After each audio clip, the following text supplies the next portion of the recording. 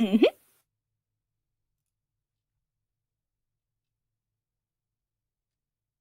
Dun, dun, chicka, chicka, bum, bum. We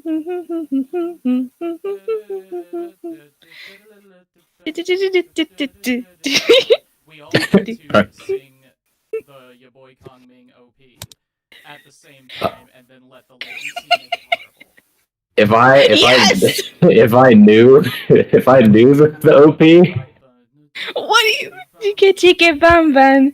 Da, da, da, da, da, da, da, da, na, na, na, na, na, na, na. Dun, dun, chicka, chicka, bum, bum.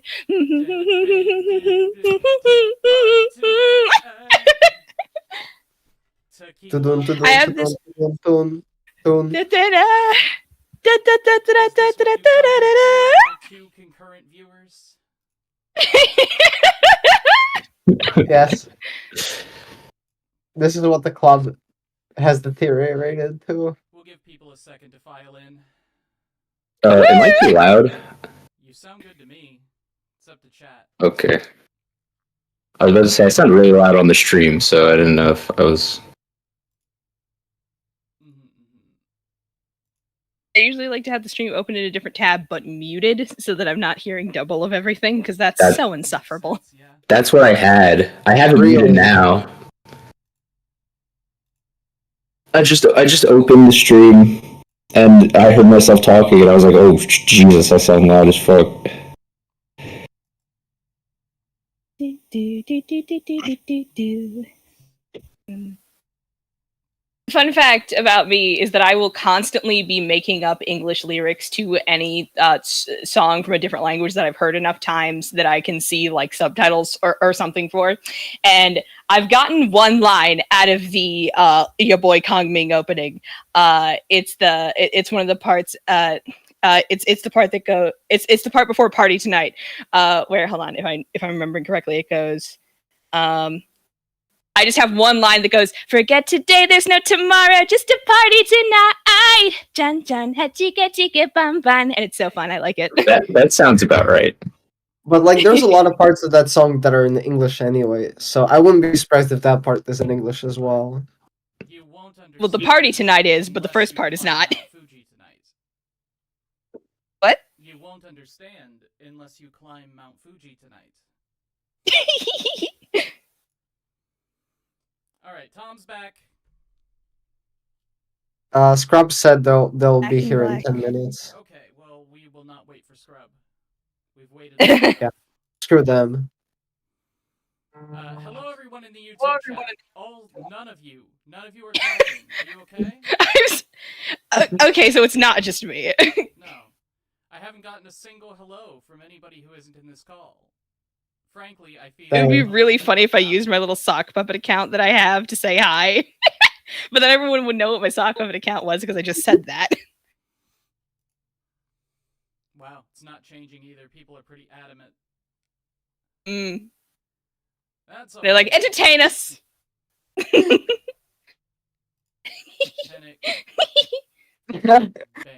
Hi, Tenek. How are you? How you doing? Banned. Hello, bonus. I'm barely audible. I can fix that. That's not because you sound pretty normal to me. Yeah, that's weird. Everything should be fine.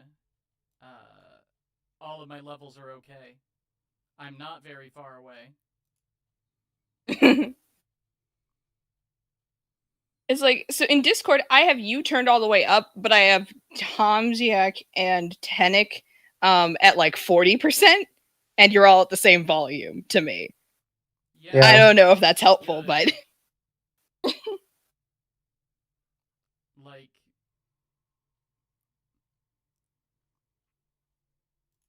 I can turn my volume up more if everyone in the Discord call will turn me down. Yeah, that's easy. That's unreasonably loud on my mixer. Huh. Sound issues. Hopefully that's better because I can't turn it up any more than that. Hello, Scrub. Scrub-a-dub! Hey. Hello. Your boy Kongming. Yeah. What's going on? Yeah, boy, Kongming! One of the shows of all time. Certainly an anime. I mean, that's This what you made can me call so it, happy. yeah. It's fun. Okay.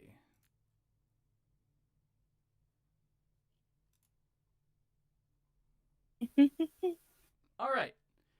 So your boy Kongming came out some time ago. Let's see exactly when. 2 years ago. Your boy Kongming release date on March 1st, 2024. That doesn't seem right. I think it's 2022 is when it came out. Hold on. I don't know. Maybe you're looking at the movie, like the summary movie that came out. Yeah, that was the summary movie. Original run December 31st, 2019 to present. No, that's the Yeah, that's 2019 the- makes a lot more sense. No, okay. The manga it's- started in 2019. I think the anime started April 5th, 2022. Thank you. So on April 5th, 2022, I had the wiki the open. world was blessed with an anime called Ya Boy Kongming, or in Japanese, Kongming of the Party People, which is a title that I adore. The anime itself doesn't live up to its masterful title, but it's pretty good. I liked it well enough. How did everyone else feel about Ya Boy Kongming? It definitely was an anime that people only discussed because of its title. Mm-hmm.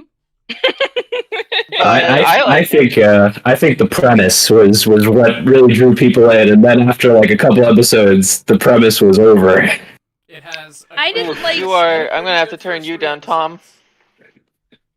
Oh, I didn't too loud. necessarily like. I was not up to date on like the overall chatter about this show. I literally was just like, "Yeah, boy, Kongming. That's such a fun title. Maybe I'll watch that one day." And then I forgot about it, and then it won this one, and I'm like, "Oh, yeah, I heard that title." And then I found out that Juliet Simmons voices the main character in the dub. And listen, Jimmy Phonic was so fucking formative for me, so I was very into this immediately. How could you wait so long to watch this anime? It's Ya Boy! It's Ya Boy Kongming. What's up, gamers? You're right. And my partner does constantly rag on me for being a boy like her.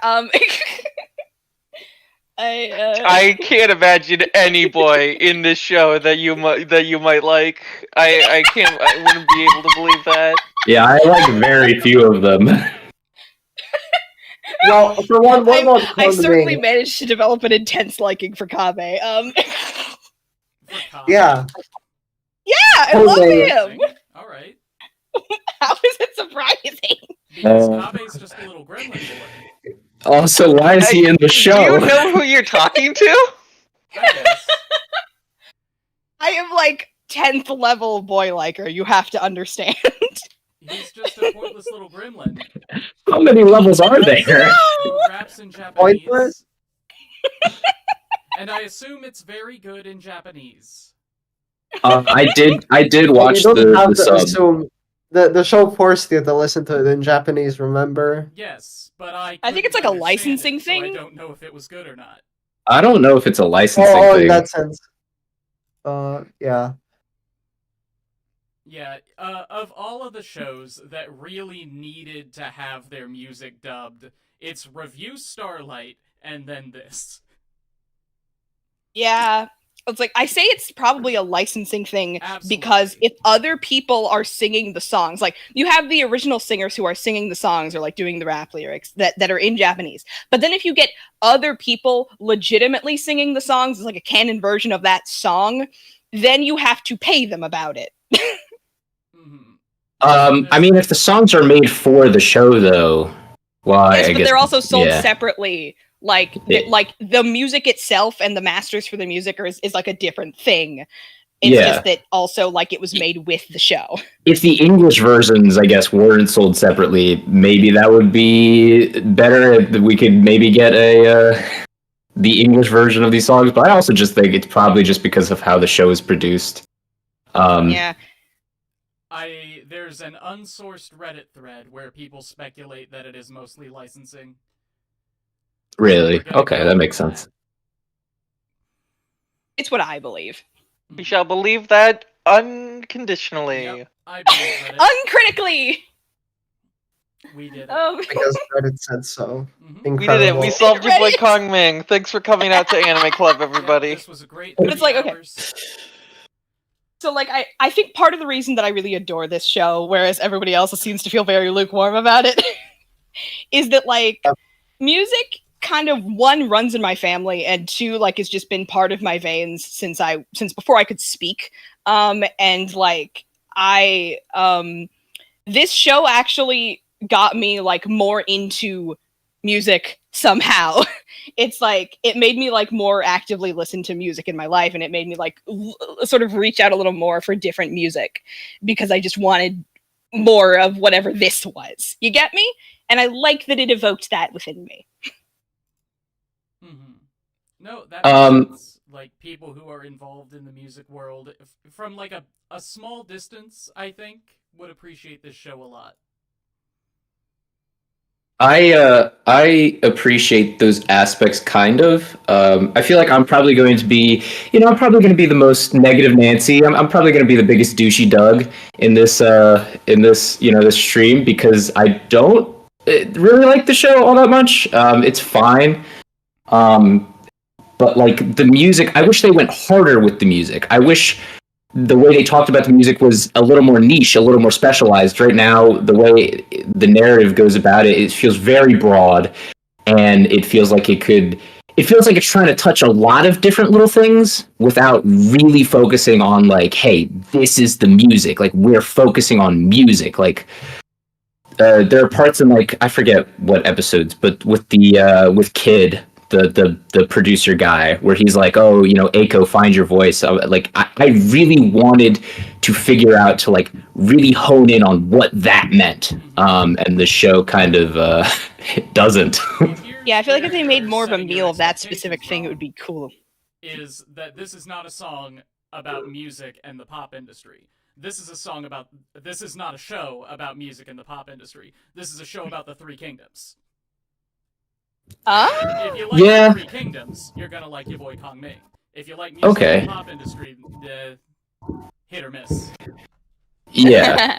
I wouldn't put it that way. I would say, I mean, surely there's definitely a lot of parallels with Three Kingdoms that's intentional, but to say that that's what it's about primarily, instead of it being more of like a gimmick or a thing for nerds. Let me put it this way. I think that going into this series, the author knew a lot about the Three Kingdoms. They thought, I want to write something where Zhuglion Kongming, courtesy name Kongming, gets reincarnated in the modern day and has to use his powers for something wacky. And then they plugged in helping a struggling pop star achieve fame. They didn't start with, I want to write a battle shonen about the pop industry. Let's put Kongming in there. No, I know exactly how this kind of show happened. Okay, let me explain. Who? The author was like, alright, I have two hyperfixations. I really like Three Kingdoms, but I also really think the music industry is interesting. How do I combine those into my special interest? See, that's where we disagree here, because I don't think the author had two hyperfixations. I think they had one, and they had to find an interesting angle to write that story. And they chose pop industry, because note, they go, like, relatively deep into Three Kingdoms stuff, but they do not go relatively deep into pop industry stuff. I think they go relatively deep into the Three Kingdoms stuff only to explain what's happening, in the sense of, like, yeah, this is what Kongming is doing, but also that's not really it is what the show is about, but only in the sense that, like, this is why they are succeeding, because of the Three Kingdoms stuff. Yeah, they wanted to do a comedic retelling of Three Kingdoms stuff. Oh, yeah. So they did. But, like, then are there really meaningful parallels? Because, okay, Eiko might be Liu Bei, because that's the person Kongming is loyal to. But then, like, what are the other two kingdoms? How is there any meaningful conflict in that sense? I don't know enough to say. It seems like they're setting up Nanami to beat Cao Cao, but I don't know enough about the Three Kingdoms to say. Look, in my loose knowledge of like Chinese ancient history from playing a fuckload of Dynasty Warriors, I don't think many of these characters have like really strong parallels besides Liu Bei and Eiko. I could imagine most of these characters could fit into any archetype, whether they were an ally or not. When I say it's a retelling of the Three Kingdoms, I don't mean that they're actually like going beat for beat. Yeah, no, not beat for beat. With allegory for the Three Kingdoms. I mean, like, this person really admires Zhuge Liang, courtesy named Kongming, and wanted to show off how cool he is by putting all of his famous victories into an idol show. Okay, that's fair. I would say most of the writing around that is not good, though. Or at least not even not good. I think it's very generic, the writing around all of those things. I wouldn't say that about the first 3 episodes. No. I don't think they're super special. I just think that they took their premise and they went with it and they executed on it perfectly well. I was engaged. Yeah. I thought that there was a fun little, how do I say it? A nice little twist on the facts to fit them into the modern setting. I thought that the way they played with the tropes of the Three Kingdoms battles was very fun. Until they got to, like, the one Three Kingdoms battle that everyone's heard about, the Battle of Red Cliffs. And then... I've not heard of that one. Well, it's the one with the 1,000 arrows thing. Everybody knows it's about It's definitely the most famous one. Yeah, I can see why it's the most famous. That was so engaged. That was such a fun thing to hear about for the first time. Yeah, you didn't know about that? No, I know very little about this. I knew literally nothing about the Three Kingdoms thing before the drama of the Three Kingdoms, like before I watched this show. Mm-hmm. The most that I know about that area of stuff is I started reading Journey to the West. I don't think those ones work together. They don't work together. They don't. I started reading Journey to the West in part because of Lego Monkey Kid. So this is me. This is my thing. Based and cool. They got to the Battle of Red Cliffs, and they're like, how do we translate the borrowing of 1,000 arrows into the modern day? And like, oh, the 100,000 likes competition. We're gonna steal likes from another idol group by... Yeah. I'm going to throw... hijacking their likes strategy or something. I'm going to show a random QR code and make a rapper rap about it. No. I mean, how does this help us, Kongming? I don't know. What's that, Tenek? I wanted to say, Expo, you make it sound very contrived when you put it that way, but to be honest, most of the stratagems being used seemed pretty organic to me, so I don't know, I don't think I can believe in this idea that, like, the entire show is contrived just around making the premise work. I didn't say the entire show was contrived around making the premise work. I said that it worked great until they got to the Battle of Red Cliffs.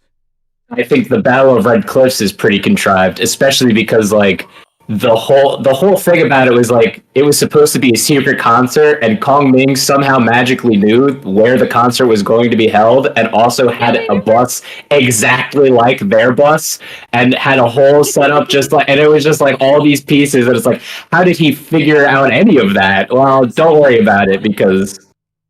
Yeah, like, how did any of this come about? Don't worry about it. The show doesn't want you to worry about it. And Eiko are part-timers. Yeah, they can spare some money. Also, I mean, they worked some gigs, right? They performed on a concert or They two. said this is a land of peace. That means that capitalism was actually works. Man, does Oh my god. Kongming take place on Earth in the Star Trek universe? Oh my gosh, I would love that if that was true. No, that can't be the case. That can't be the case. That can't be the case because then you wouldn't need the greedy business guy. whatever his name is. He is an antagonist. The one who looks like People Colonel don't like Sanders? Oh, I got things to say about him later. No, No, the one with the Colonel cane. Sanders. The one with the cane. Azalea's man. Oh, that guy! Yeah, him. The man with the awful haircut. It's such an awful haircut. Don't talk about Kongming like that. No one has. How dare you? How dare you say that? How dare you think I would ever say anything like that? All right, shall we get to talking about this episode by episode? Yes. OP and Absolutely. AD. But I would feel like to give a shout out to I'll the get bonus there. one up. I'll Oh, get there. I know how we do things. I'm sorry. Okay. The OP of this show was very highly celebrated, from what I remember. It was nominated for Best OP at the Anime Awards during its year. Yes. And it's catchy. There's a reason we all broke out into song at the beginning of this anime club. The song is good. The song is a pop it song. sounds like a DDR song from another universe, and I love it. Sure. I know that, like, everyone else in this call hates the OP. I didn't think it was bad. I thought it was a pretty I mean, good I don't. thing. Hey! I don't think it's bad at all. Okay. I just What are think you it's talking about? it's just. I don't know. There's just one thing missing from it. I think. Yeah? Do you know what that is? I'm trying to figure that out right now. Cool. You'll have to give me a sec. Alright. I liked the dancing. The dancing is good. It's a little low energy, weirdly enough. Not the dancing, the OP. It's a lot more chill, yeah. Yeah, it feels like a slideshow. And, like, the visuals are very nice. They're engaging. I think they reflect the show very well. I love seeing Kongming in all the different outfits, driving the car. I think the thing is that the OP doesn't necessarily have an arc to it. There's no, like, this is the thing that's happening at the start of the OP, and then we go through a bunch of changing stuff, and then we see all the pieces come together into They this got is it. the completed OP. No, They got it. They figured it out. Yeah, Thank see- you, thank you, stars. I just watched Lost Song for the third time with a friend who hadn't seen it yet. And for as terrible as that show is, the OP is very good at telling the story of the show. You mean without spoiling it? No, I didn't say that. About 6 episodes in, I actually paid attention to the OP, and I was like, "Oh, is this what's going on?" And it definitely was. But the OP has a very clear arc to it, and I've always really liked that OP, even though the show itself is terrible. And other than that, like, I just watched Mob Psycho seasons 2 and 3 for the first time. Yeah. And holy hell. Like, Mob Psycho season 3 has an opening that I pay attention to every single time it's on screen, and nothing else has ever done that before. Like, I will stop what I'm doing and stare at the TV screen to watch that opening. It's so impactful. And yeah, I think that Kongming could have used a lot more narrative, a lot more pacing in the OP. That's a really good observation. Yeah, it does really just feel like a lot of things thrown together, especially like at the very end with like the end. I don't want to say title card, but it's the final shot where it's just The photo spread bash? out. Yeah, and it's just like all of the like different little aspects of everything happening in the show, and I'm like, you know what? This image not too busy, you know. That's what it's just, but it's all just Like, just it's a pure fuckload of vibes. stuff. I would like to bring up something else about the OP that I find really odd. Just now that I started thinking about it, why does it have this 80s aesthetic tied to it? Because neither Eiko doesn't seem like an artist that's doing 80s music or 80s pop music. I think Yeah, it's but because I the think- 80s were like a really important decade for music in I general. was about to say, I think back in when this show was made, I think there was a kind of big resurgence of like 80s city pop in Japan. I think it was becoming more popular back in whenever this show came out, 2022 or whatever. So I think they kind of leaned on that to be like, hey, look at our cool opening, you know? Yeah. Also, and this is just a thought, who's making this OP? Like, if What do you this mean, OP is who's getting making made by this? people who are in their late 30s to late 40s, they are going to think of an era that's cool, and they'll think of the 80s. Oh, yeah. Yeah, Yeah, that that's does fair. make sense. If we're talking about the OP, I want to point out something fun about the ED. Or what were you saying? Oh, I was gonna transition to the ED too, with just like, you know what's actually cool? The ED. I remember Oh, nothing about the ED. The ED is the ED? energy I'm looking for with this show. I love it. I love it so much. Hey, DJ. Someone say yay, yay, yay. Okay, so the fun thing about the ED that I adore so much is that they add the characters that Eiko becomes friends with over the course of the show as they enter the show. Like they add comment. They had Kame in on the spoken word rap part that Kongming was originally Kongming was originally filling in like the male backing vocals in the first few episodes, and then Kabe comes in and he fills in the the spoken word like fast rapping part, and then in the bridge-ish part is then filled in by Nanami when she becomes Eiko's friend, and I love it. That's really cool. Those are cute details. Really adorable. I am very bad at interpreting Japanese music that way. Like it's hard for me to tell like, oh, this person singing is this character. The only time I've been able to do it without being told, I think, is Astronote. Astronote. Astronote is adorable if you haven't seen it. I will put it on my list. All right. Anything else about the OPED? No more op-eds. All right. Episode 1? I would like to say, for the chat's benefit, for each episode, I will be finding some hyper-specific detail about the episode and making a song recommendation based on that detail. Sure. Why not? Episode 1. Kongming descends upon Shibuya. In the year 234, near the end of the Three Kingdoms period, Zhuge Kongming is struck down by illness and lies on his deathbed. In his final moments, he has a dying wish to be reborn in a peaceful world without war. The next moment, he awakens as a younger version of himself in modern-day Shibuya. Confused by his surroundings, Kongming wanders into a nearby bar where he witnesses a young singer, Eiko Tsukimi, perform and is moved by her singing. The next day, Eiko finds Kongming passed out on the street and takes him to her home where she teaches him the basics of modern Japan, and Kongming is convinced that he was revived in modern-day Japan for a reason. With Eiko's help, Kongming is able to secure a job as a bartender at Eiko's nightclub, the BB Lounge, thanks to her boss being a Three Kingdoms enthusiast. After her shift ends, Eiko reveals that she had once considered committing suicide, but hearing someone sing gave her the motivation to keep living, to become a singer who could inspire others as well.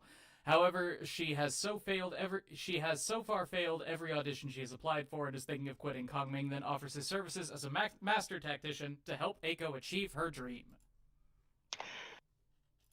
This is really dark, but when you said thinking of quitting, I thought you were going to say thinking of killing herself. I mean, I did say that. Yeah. Just earlier.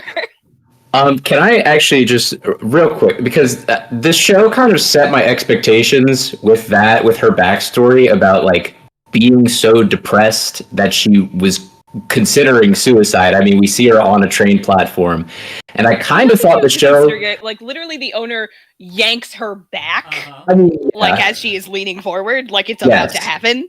And that's one of the things where I really I kind of got in my head from that, like, oh, this show wants to explore this character's like depression and moving on from her suicidal ideation, and it doesn't at all.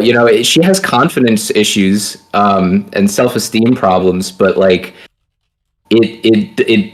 I feel like setting that up of oh, she was going to kill herself is a very, looking back, it's way tonally dissonant and doesn't jive with the entire rest of the show. They set it up like this is going to be Oshinoko episode 6.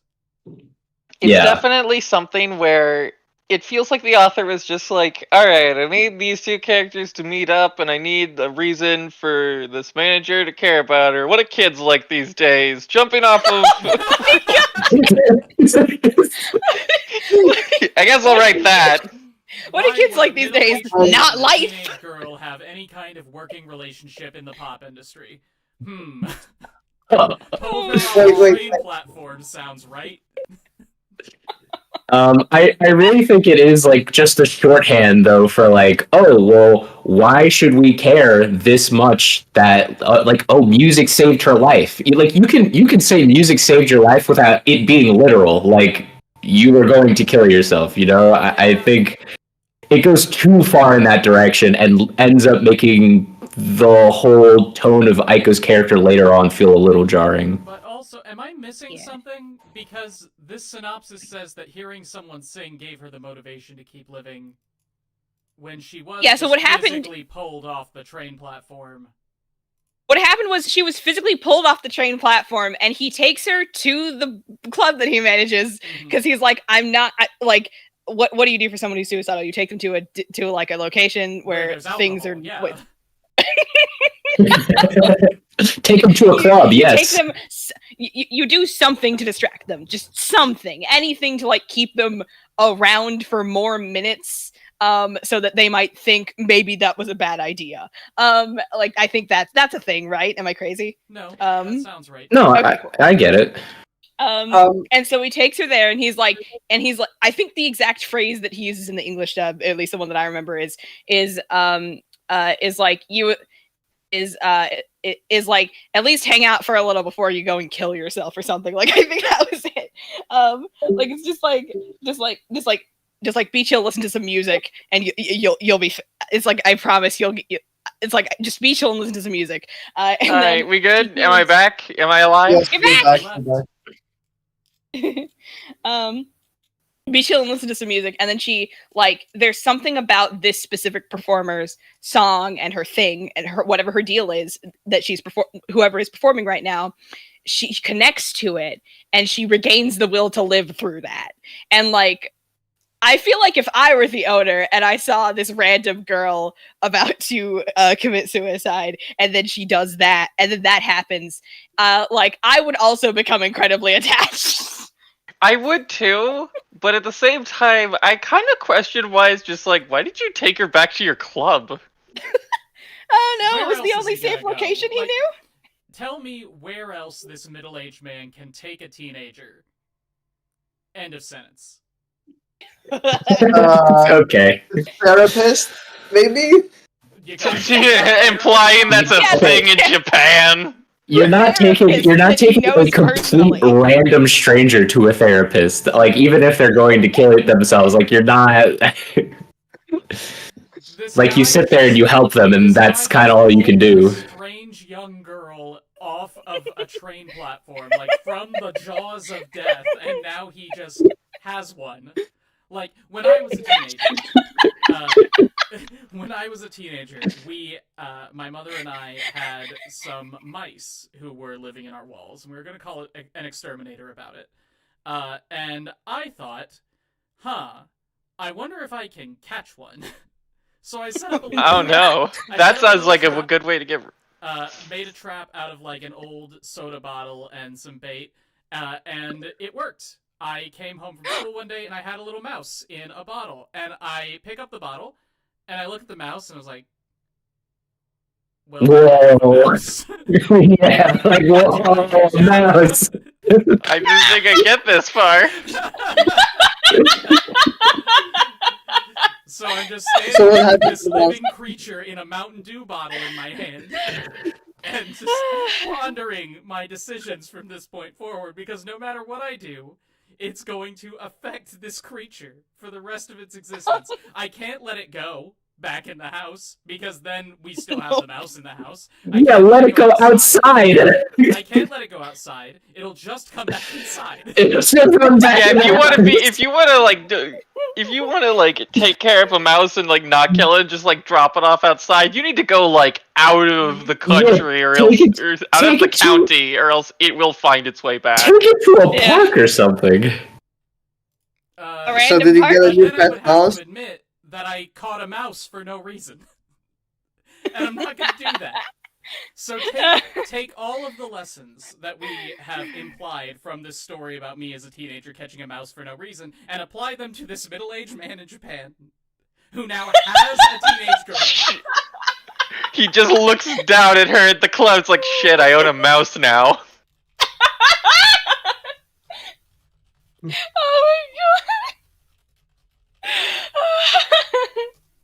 god. So He's so ready to die for her. It's wonderful. Takes her back to the familiar place. Like, I'm just gonna bring you here for a minute while we figure this out. ExPoint, you could just turn up your own volume on your end, or like on OBS, right? Maxed out now. Never mind, don't do that. Ow. Okay, maybe you don't need to max it out that hard. I turned my volume down. Do I sound a little better? You sound too quiet now. Okay, let's go up but wait, another. maybe that's just me. Yeah, Okay. you all sound really good. I think it's just ExPoint who's a little quiet. Well, I saw Anyway- somebody in the chat saying that I was too loud. I wonder, ExPoint, is which microphone is it picking up? It's OBS says it's picking up the right mic. I will check Discord again.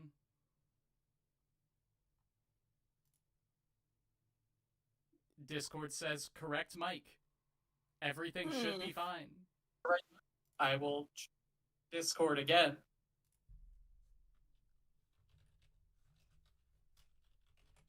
Like, I already checked all of the settings. All the settings are right. I mean, you sound fine to me. No, I'm checking the stream. ExPoint's definitely super quiet compared to the rest of us. That shouldn't be the case. Everything is fine in the settings. Are Here, you I'll just turn up able my to mic like volume again? Yeah, that's better. That's better. All right. Yeah. That's a lot better. All right, so back to Yeah, episode 1, I guess. It is a bit quiet, but I don't think it's a So, big complete deal. side note. Sidebar from this conversation about Eiko the mouse. This man, the owner of the BB Lounge, is his name Owner? Yes. I don't No. think he has an official name. It's not. I know, I've looked it up. He has an actual Owner name. Kobayashi? Owner Kobayashi, that's what it says on Yeah, Mao. Wikipedia says his name is Owner Wait, Kobayashi. I swear That's I the only thing saw I it heard him as. somewhere. Is it? His name is just Owner. Yeah, it's spelled here in katakana. Ona. Delightful. Oh, no. Yeah, just like Eiko's fan and Yeah. DJ Satori. I like DJ Satori. He doesn't talk. I now choose to believe that Owner chose that name.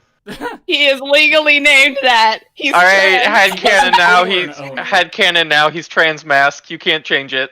Yeah. All right. Can I just say something? I wanted to comment on the whole, I guess, issue of her backstory and her wanting to have committed suicide. Because throughout, this whole show, I had this idea, like, feeling like Eiko is supposed to be some kind of self-insert protagonist, maybe for, like, young girls who want to become, like, big pop stars. And then that makes me feel like this whole backstory, and more so the fact that it's like never really brought up again, is more like a weirdly contrived way of making her want to do pop music stuff. Like, does anyone else feel the same way? Well, okay. So as a deeply traumatized and dissociative person, Mhm. I will sometimes casually bring up shit that makes people go, "Are you fucking okay?" And I'm like, "I wasn't before." And like, I identify genuinely with the dissonance of Eiko's personality between these two moments in her life.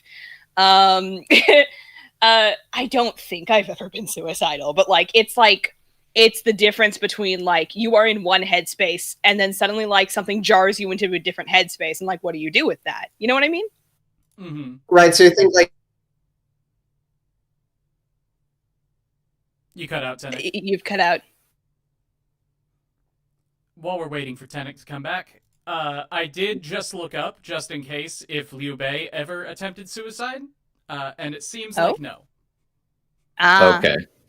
That is not a parallel. That's a thing that the author was like, we'll do this. Mm-hmm. You know, I think with me personally and Eiko's whole backstory thing, like, I don't want to get too personal, but like, you know, I've suffered a lot from like depression and like suicidal ideation like that. And my thing is like, those feelings almost never fully go away, even in like an incredibly long time span. But like this girl is like was thinking about killing herself, and in a matter of however many 2-3 years, it seems like she's pretty much better. Like she's fine, and it doesn't really affect her personality all that much. I would have liked to see that explored a little more, rather than just.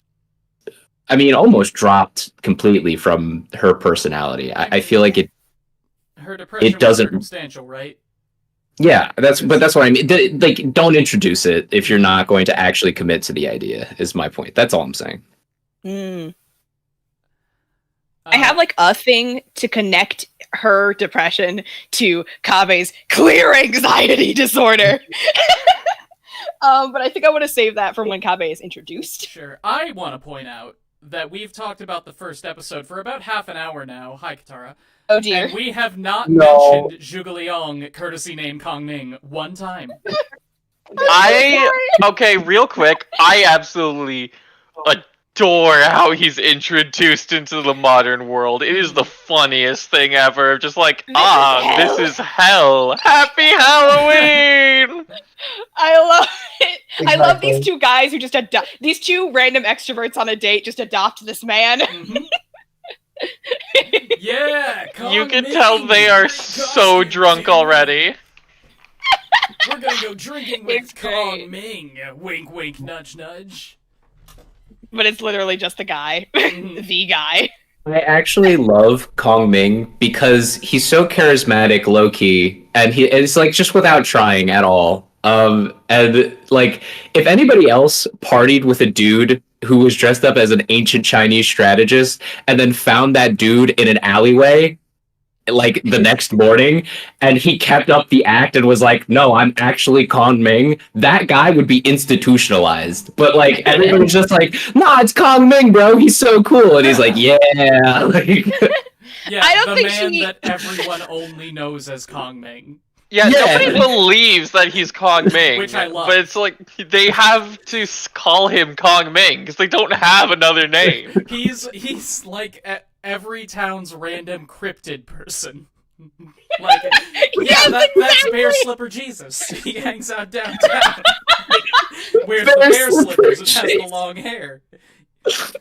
Digs the tail of donuts out of the dumpster by the friends. Was that Bear Slipper Jesus? Sounds too specific for you not to know a guy named Bear Slipper Jesus. No, who is our local cryptid?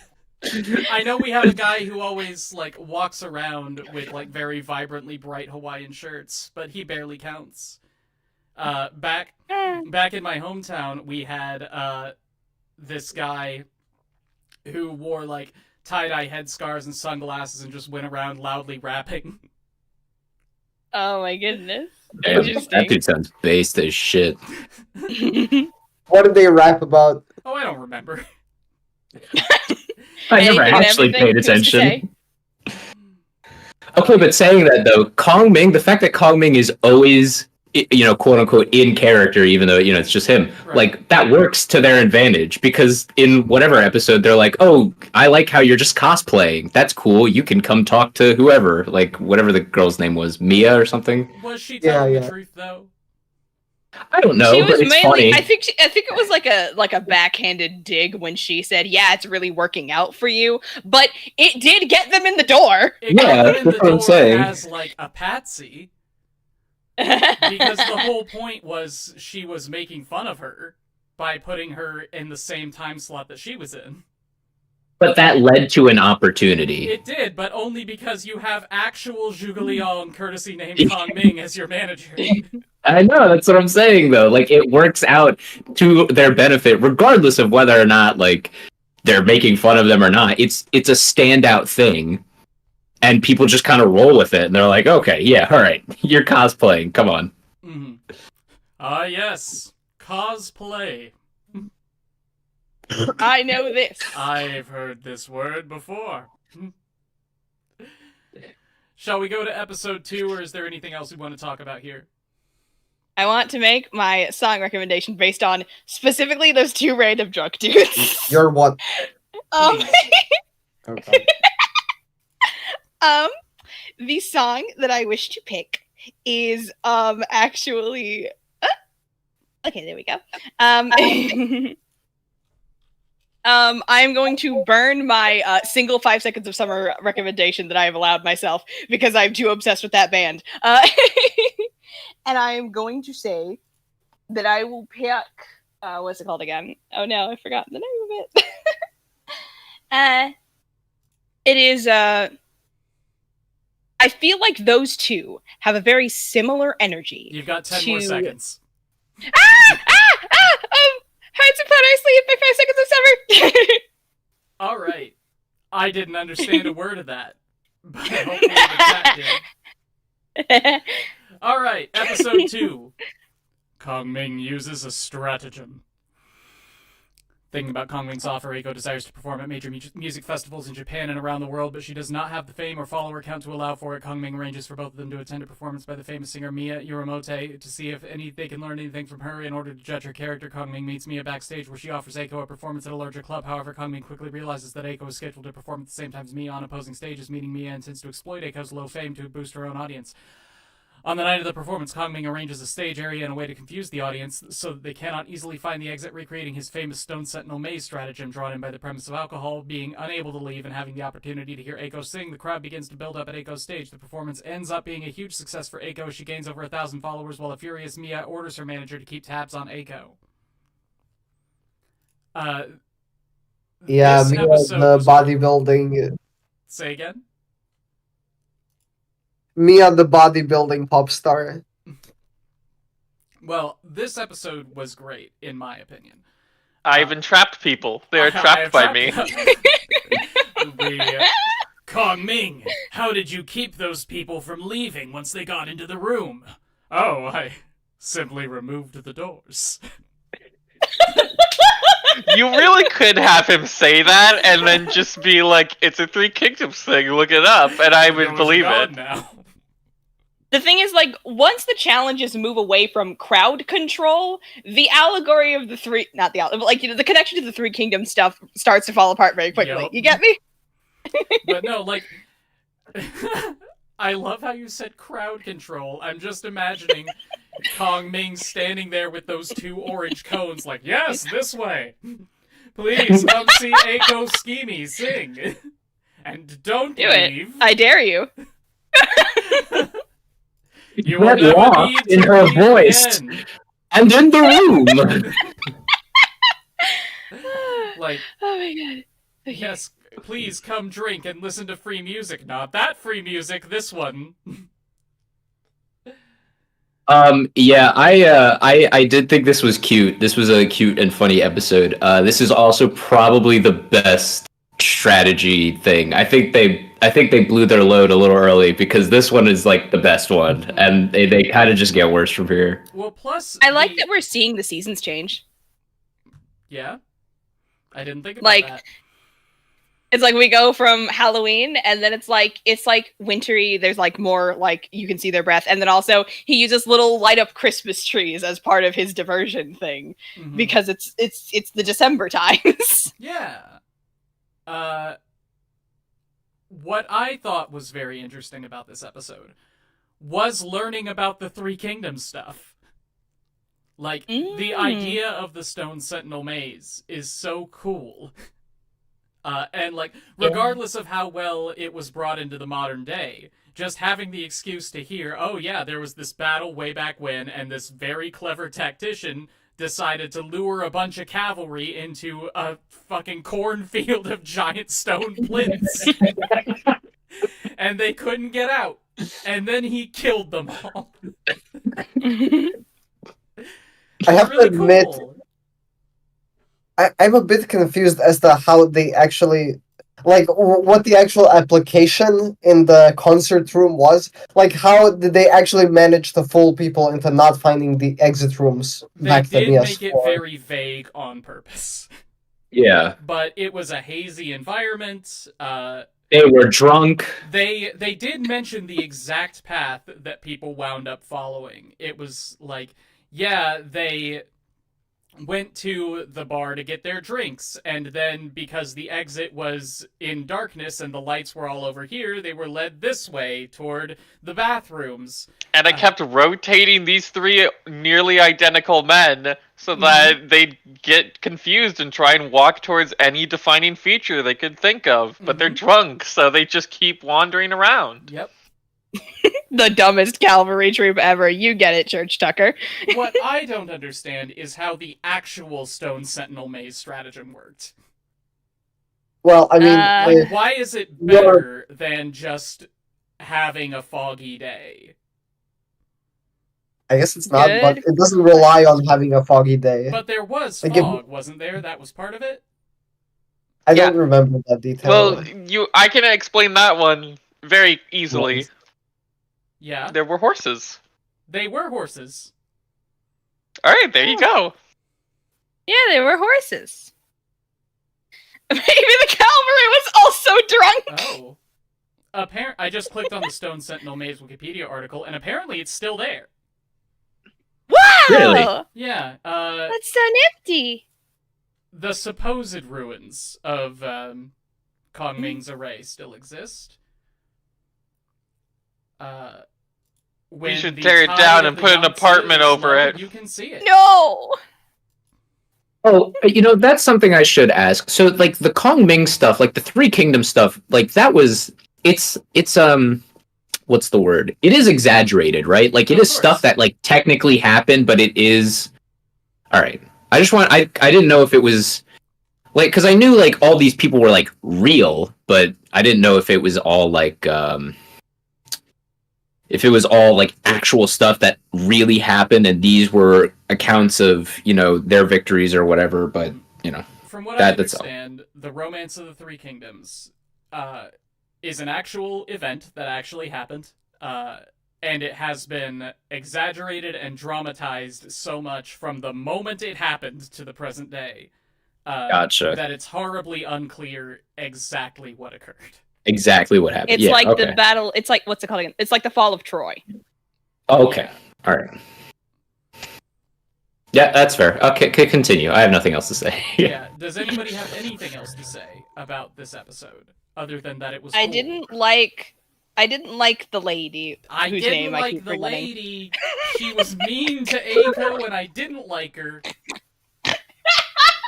It's not just that she was mean. It's that she's like a flavor of person I dislike, where she's just like, I'm doing the right thing and I'm refusing to listen to anybody else. Mm-hmm. It's like annoying.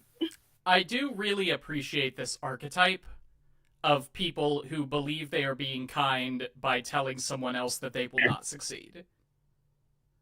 It's like interesting.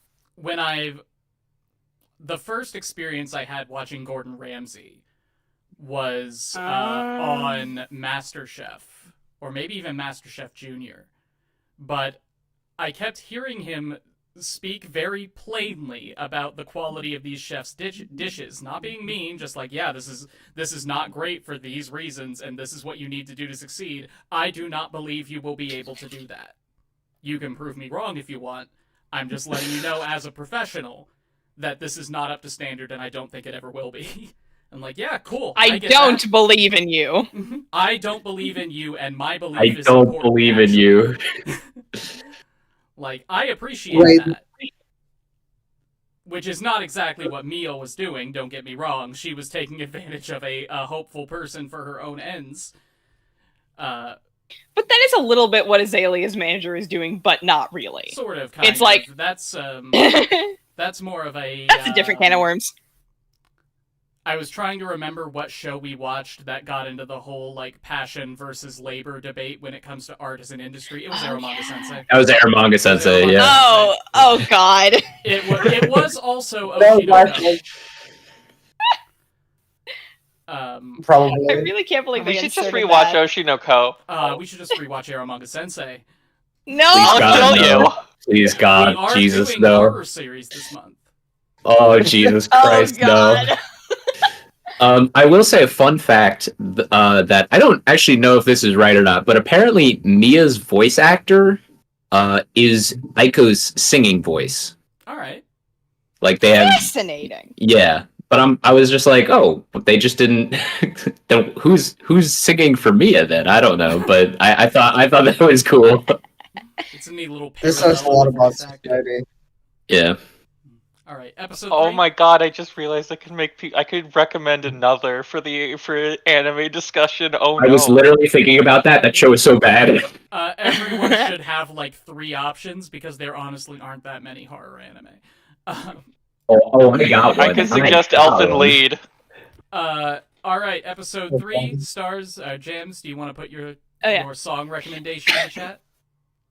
My music recommendation for this episode is going to be based upon the moment where Kongming is actually explaining the thing, and it's actually going to be this is like a kind of, I guess it could be considered well known. It is the greatest song in the world by Tenacious D.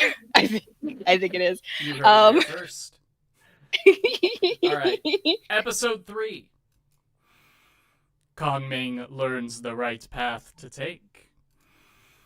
In order to capitalize on Eiko's successful performance, Kongming manages to convince a local music festival to host her. However, since Eiko is still an amateur, she is given the small, out-of-the-way stage and scheduled to perform at the same time as the main event. Jet Jacket performs on the main stage. At the festival, Kongming tricks Jet Jacket into thinking Eiko's sound equipment is broken down, luring them into a false sense of security. He then employs one of his 36 stratagems, creates something from nothing. He reveals that he had thoroughly studied Jet Jacket and knows their lead singer has a sensitive throat, and with a big concert the next day, he will not sing his signature song for the festival. Kongming simply feigned weakness so that Jet Jacket would lower their guard, allowing Eiko to make an explosive opening to her performance to steal the crowd's attention. Jet Jacket confronts Kongming about his underhanded tactics, but he manages to appease them by providing them with a concoction that can treat sore throats. Kongming is happy that the successful performance at the festival has improved Eiko's self-confidence, and as well as drawn the attention of a major music producer. Boop. The OP is a Japanese remake of a Hungarian trashy club song. Really? I don't believe you. From 2012. That would make sense why it's called Chitty Chitty Bang Bang, though.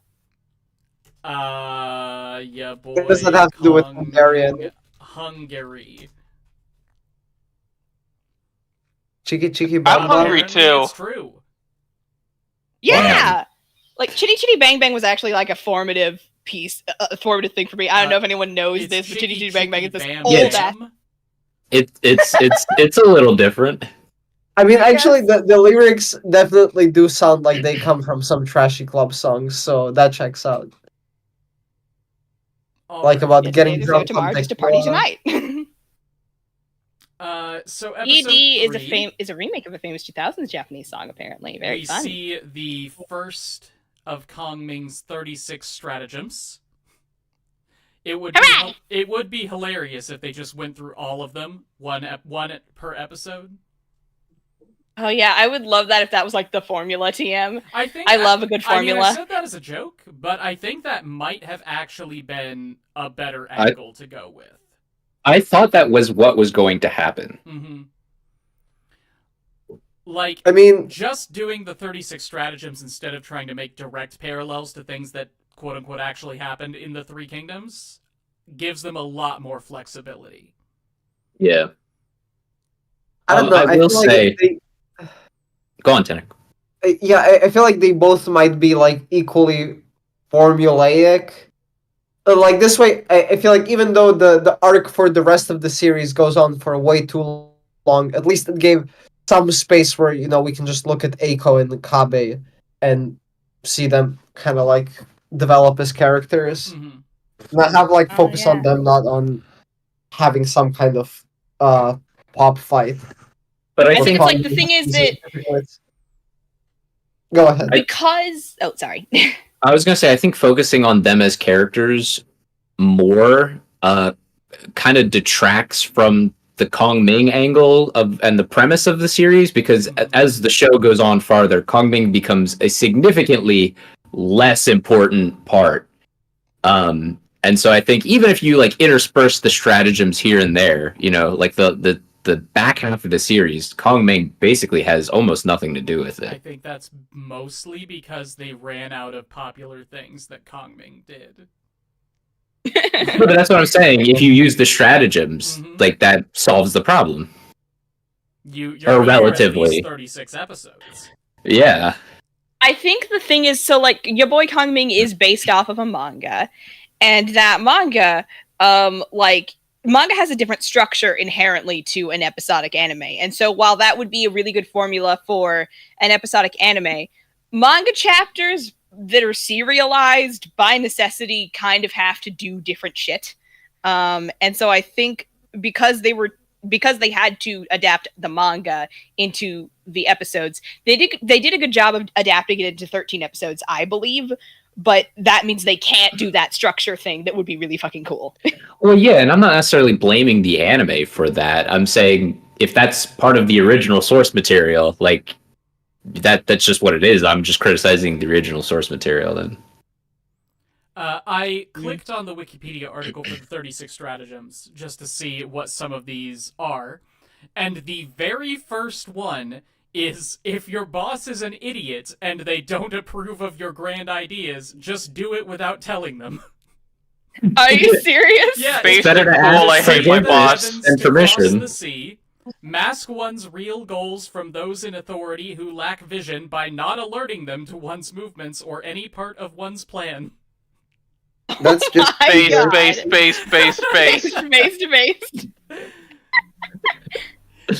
Wow, that's number 1. Don't tell them shit. Yeah, that's a good one. I like that. Wow, they thought of that like 3,000 years ago or whatever. Jet Jacket happens. Kongming is a genius. I adore Jet Jacket. Can we be real? Jet Jacket's so funny. I wish they were around more. I love how much personality they crammed into these boys for like a total of 2 minutes of screen time, I want to say. Maybe closer to like 5.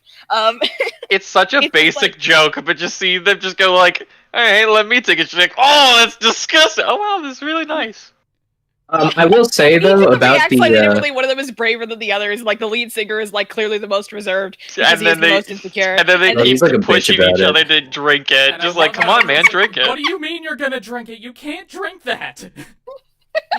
A stranger handed it to you! Did to us?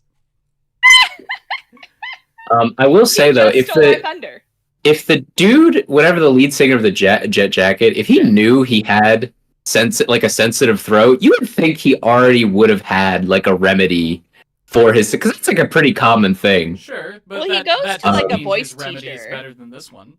No, that's not what I'm saying. I'm just like, Kongming's whole plan kind of relies on him having a sensitive throat, but like it just so happened that like, oh well, you know, I didn't have a remedy, so I'm not gonna sing this song that everybody wants me to sing. So I'm just like, okay, all right, you got a little off scot-free there, Kongming. Well, I mean, to be fair to the lead singer of Jet Jacket, I also know there are probably plenty of solutions to many of my basic problems that I simply have not come across. True. Of those are Googleable. What do you think is in that recipe? Like, it's clearly honey based. Honey I think there's gotta be. Honey I'm thinking vinegar. it's gotta have some rosemary in there. Rosemary. It has to have some kind of spice though, right? Oh, you're so right. Like it has to bitter? be. It has to like maybe some like. I don't know what level of like capsaicin you would go. Oh, the guy said he tried many things and none worked. Oh, maybe I just missed that part then. Yeah. And then Kongming comes along and he has an exact cure that no one knew about that works. Well, it's an ancient cure, lost to him. Yeah, I was about to say it's from ancient China, so The exact recipe was lost to time. And also some of the ingredients. I want to point out the bunny. What the hell? I love the bunny so much. Just like Kongming describing his stratagem, and then randomly this bunny shows up, gets scared of Kongming, and just hops into the arms of the owner.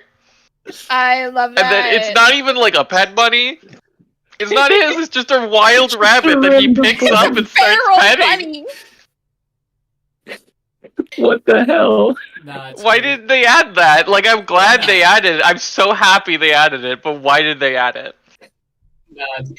Because he trapped Jet Jacket like a prey animal. Oh my gosh. He trapped all those other people in that room like prey animals, but I didn't see 1,000 bunnies running around. I removed the doors. The bunnies couldn't get in.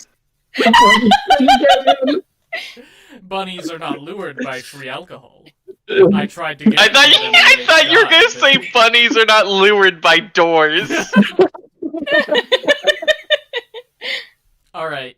As a rabbit, I can testify this is true. Okay, so in honor of the bunny, I want to do a song by Beach Bunny. This is on my list of certified eating disorder songs. It's called what was it again? It is called Prom Queen by Beach Bunny. I love how we all just skipped over list of certified eating disorder songs. No. Nobody skipped over. I heard very clearly. No, that's a totally normal thing to keep. That's completely normal. We don't have time to unpack all that. Episode 4. Kongming lights the way. Ooh. Eiko and Kongming are approached by Tsuyoshi Kondo, one of the world's most influential music festival organizers. Impressed by Eiko's potential, he offers her one of two options: take a spot in a local music festival with an expected attendance of 10,000, or attend a major festival called Summer Sonia with an expected attendance of 300,000. However, in order to qualify for a spot at Summer Sonia, Eiko must first take part in the 100,000 likes project, where she must obtain 100,000 likes on her social media page before the festival. Despite being warned that only one singer has ever managed to complete the challenge, Eiko chooses to apply for Summer Sonia, trusting Kongming to come up with a plan. Kongming figures out that they need the skills of a rapper and begins frequenting clubs and parties to find the right one. Eiko, meanwhile, focuses on practicing and composing a new song. Eiko and Kongming then decide to party in Roppongi, where Eiko confides in Kongming that her ultimate dream is to sing at Voichel Land, where one of the biggest festivals in the world. Kongming promises to help make her dream come true, and Eiko allows him to hear her new song. Colonel Sanders. Okay. Colonel Sanders! Okay, I need to ask a very important question. So, it's not just me who noticed that the pacing goes to a screeching halt at this point, right? Like, the first 3 episodes are so fast-paced, and then we're taking it slow. You mean how we have way less events happening? Is its own arc, and then the next arc is 8 episodes long? Yes. Yeah, I noticed that. Yeah, I think we all did. It was very odd when I noticed that was what was happening. And again, I think it's mostly because the author ran out of famous things that Kongming did. Realized that, I gotta take this slow. Yeah, to be honest... Go ahead, Tom. I was gonna say, the whole premise, again, like, it runs out so quickly. And this is kind of one of the reasons why I did not watch the show to begin with when it came out, was just because I kind of just thought, like, you couldn't possibly write that much around this premise. And I don't want to say I was completely right, because I wasn't, but it does really drag on after episode 3. I'd also definitely... I think episode 4 is very strange in the fact that, like, Eiko's clearly upset at Kongming for what seems to be just going out and partying all day instead of, like, helping her with the likes project. Why doesn't Kongming just tell her, hey, I'm looking for good recruits? Do you not remember the first of the 36 stratagems? I don't give a shit about the first of the 36 stratagems. If your boss is a dumbass, do not tell them what you're doing.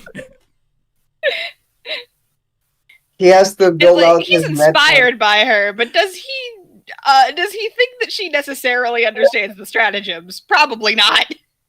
I still don't think that's a good excuse, but I guess you beat me like Kongming would. Hi, Tina. I mean, I kind of have to agree with Scrub here. Like, Eiko maybe is not a brilliant strategist, but I think she can understand the concept of more big artist with me equals more chance of getting big likes. I was joking. Yeah, she can understand networking. Okay, so in this episode, Kongming states that the reason that he did not tell her these things is because he didn't want like that stuff like crowding up her brain space. He just wanted her to have the brain space to like devote herself to the whole like singing, doing music thing. And yes, that is what she did. Here's the thing though. Well, a lot of that brain space was also taken up with complaining about Kongming. Yeah, the brain space was taken up by wondering what Kongming was doing and why he wasn't helping her. I feel like if he told her, it'd be like, "Oh, Kongming's got it. Okay, that's cool. I can relax now." That would be an interesting character drama moment if, like, he said to her, "I'm sorry, I'm not used to the people who are in charge of me trusting me." Mm-hmm. Like, I think that would be interesting. Except he's Zhuge Liang, courtesy name Kongming, and he is used to that.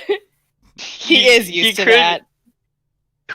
Like, he could say anything. We're gonna there and be like, he'd just be like, "Oh, I didn't tell you because I ate a spicy of wasabi."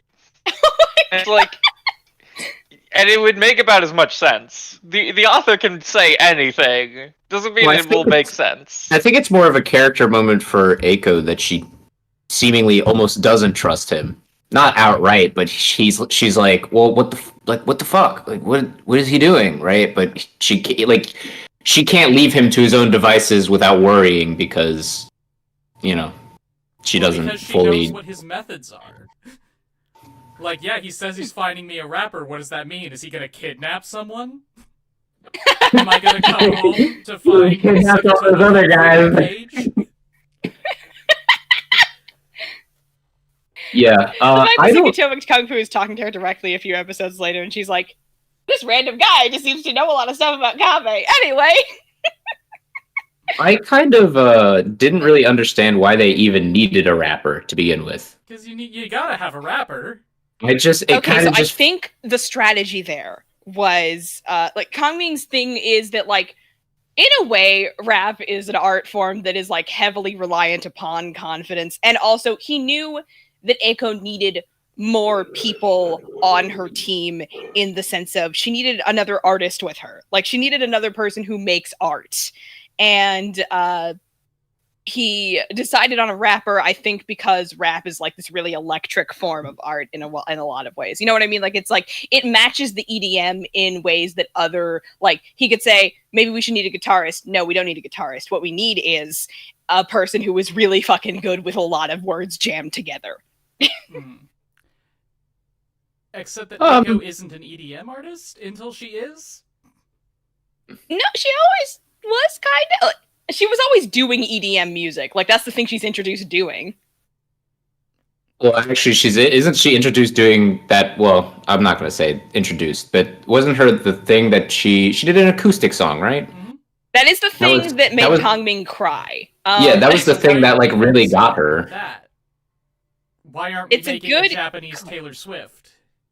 Oh my god. Oh, do not mention Taylor Swift in my presence. I can't. But honestly, Eiko does give me the same vibe, at least like the kind of music she makes. Which maybe doesn't mean a lot because I'm not a music person, but hey. She was so formative for me. Oh god. Anyway, let's not. But I understand that the premise of this show is that it's funny that Zhuge Liang, courtesy name Kongming, is working in the modern day pop music scene. But if the thing that he likes about her music is her acoustic music, then surely that's what he wants to like advertise, right? Why are we getting involved in the pop music scene? Okay. So can I try to explain, like, the way I understood by the end of the show, why he wanted a rapper? I don't know, maybe you're gonna say this sounds completely ridiculous, but I understood it as Kongming analyzed the data about the 100 Likes project, and he foresaw that he would have to deal with Azelia, or whatever the band name is, and somehow he knew that they would have such a confrontation where he would want a way to intimidate them. Yeah. So they would be paralyzed. And for that, a rapper could be used very well, which, I mean, is what Kabe ends up doing, right? See, that's the thing, though. That feels a lot more like hand of the author than Kongming figured out all this stuff. Sure, I'm but not sure. that is the answer. The answer to why they need a rapper is it'll make sense later. Don't worry about it. Yeah. I can work backwards about it. Yeah, okay. All right. I guess. All right. Okay. Jams, if you want to do your song recommendation while I go to the bathroom real quick. Alrighty. So my song recommendation for we're on episode 4, right? Yeah. 4. For episode 4, is related to hold on. Okay. I've been scrounging around my list of songs that I know for something that is related to this one, and there's no hyper-specific detail that pops out at me is the thing. So it's hard to pick a song based on a hyper-specific detail. Okay.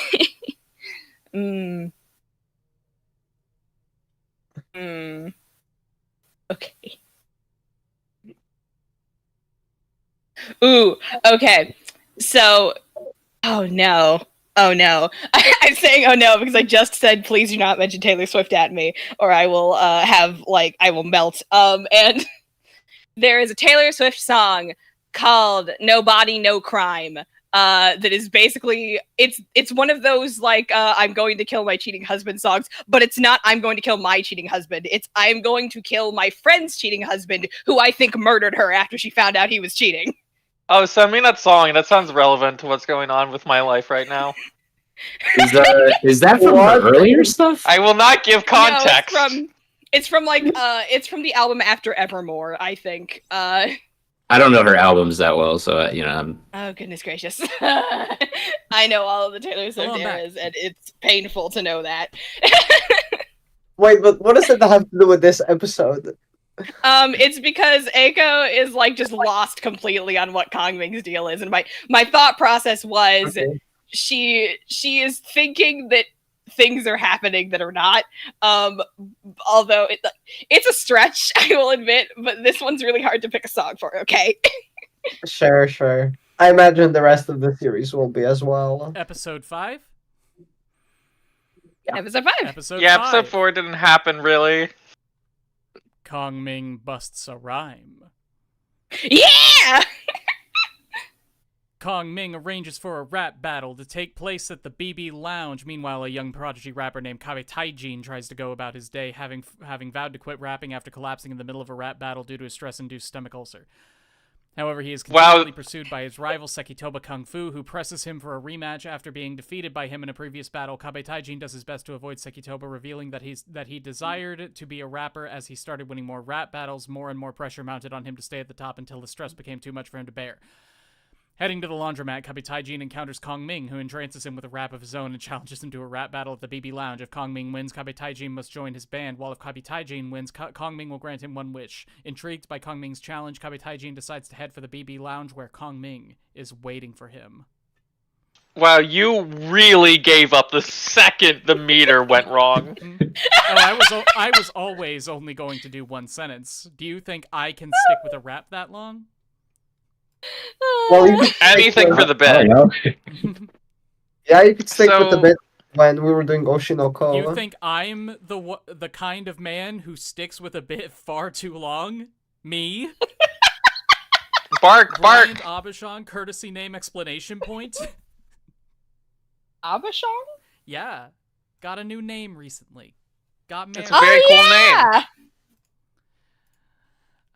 But I think we could just skip this episode. I don't think there's any I mean, there's a new character. I can't think of anything. I can't think of anyone who would like this character. You know, there's I think so. Episode 7. No.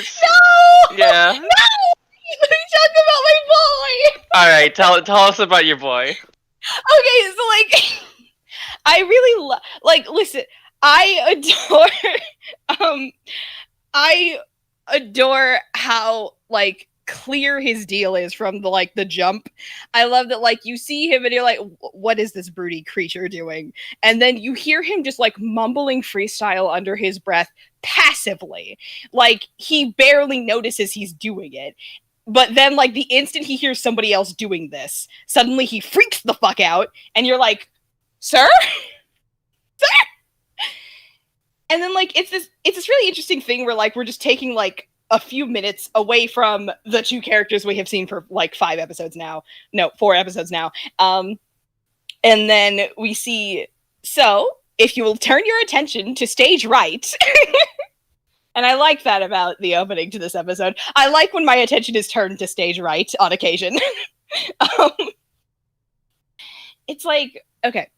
So I think part of the reason that I really liked Kaveh Taijin, like just from the jump, is because he is so clearly anxious, and I just like graft onto anxious characters so hard. Can I be frank? Yeah. Despised him. Dude, I'm sorry. I really thought this dude was such a bitch. Like, oh my gosh. I wanted you to take the floor and gush about your guy, because, like, cool, that's awesome. You like him? Oh my god. Very glad that you had a positive experience. Every time he was on screen, I wished I was watching an actual Three Kingdoms adaptation. I really like. I'm somebody who like really likes edgy characters. I love edge. Please give me all the edginess. But like, he doesn't have edge. That's what I'm saying. Like, he's introduced as like kind of like this like well, even not even edginess, but like depression and just like I kind of go ahead. He's like the Japanese equivalent of a white rapper who gets on stage, but he can't do it anymore because his tummy is sick. Yeah, like Okay. I really wanted it to be more than just like, my tummy hurts. Like, I just... It also does hurt like hell, though. Oh, my tummy. You don't understand. It's like it's about the stress like compiles on him so hard that he has like a nervous breakdown. I get it, but just like I can't think of anyone here. I can't think of anyone here who might understand the concept of mounting pressure as you can increasingly create better and better arts, and then you just have to keep. It's not funny. You can't even imagine how this shit hurts your tummy. Did that come from the heart? No, it came from the tummy. Yeah, there we go.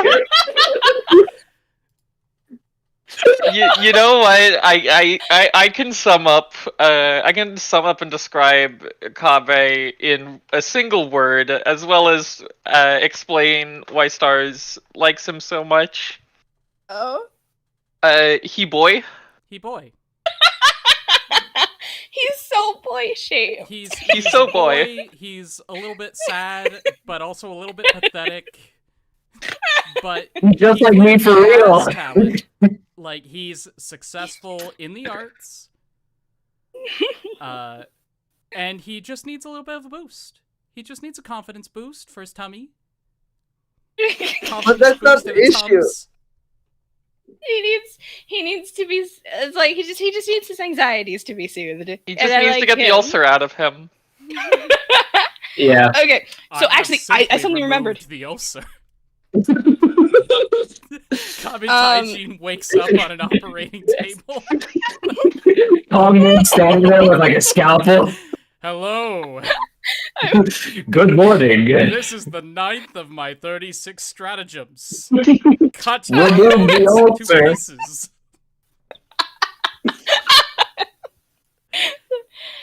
I said to my partner as I was watching it that what my thought was, I think that the author heard "Lose Yourself" by Eminem one time and was like, I can make a character based on that. I can do this. I can make this. But can I make it in the Three Kingdoms? God, I just imagined this show in reverse.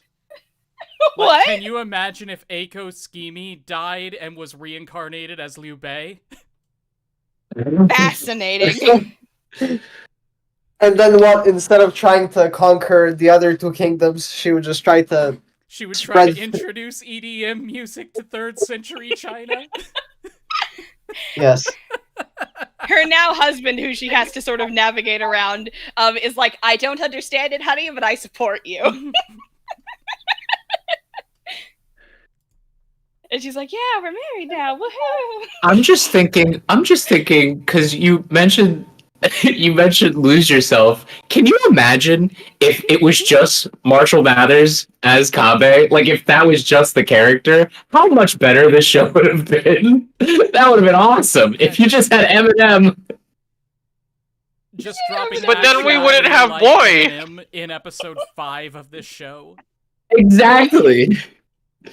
But then we wouldn't have Boy. I thought that MM were his initials. Yeah, Marshall Mathers. Wait a second, you're right. That's his real name. Well, Did you guys seriously not know? Did you think he was named after the candy? Yes, of course. Yes!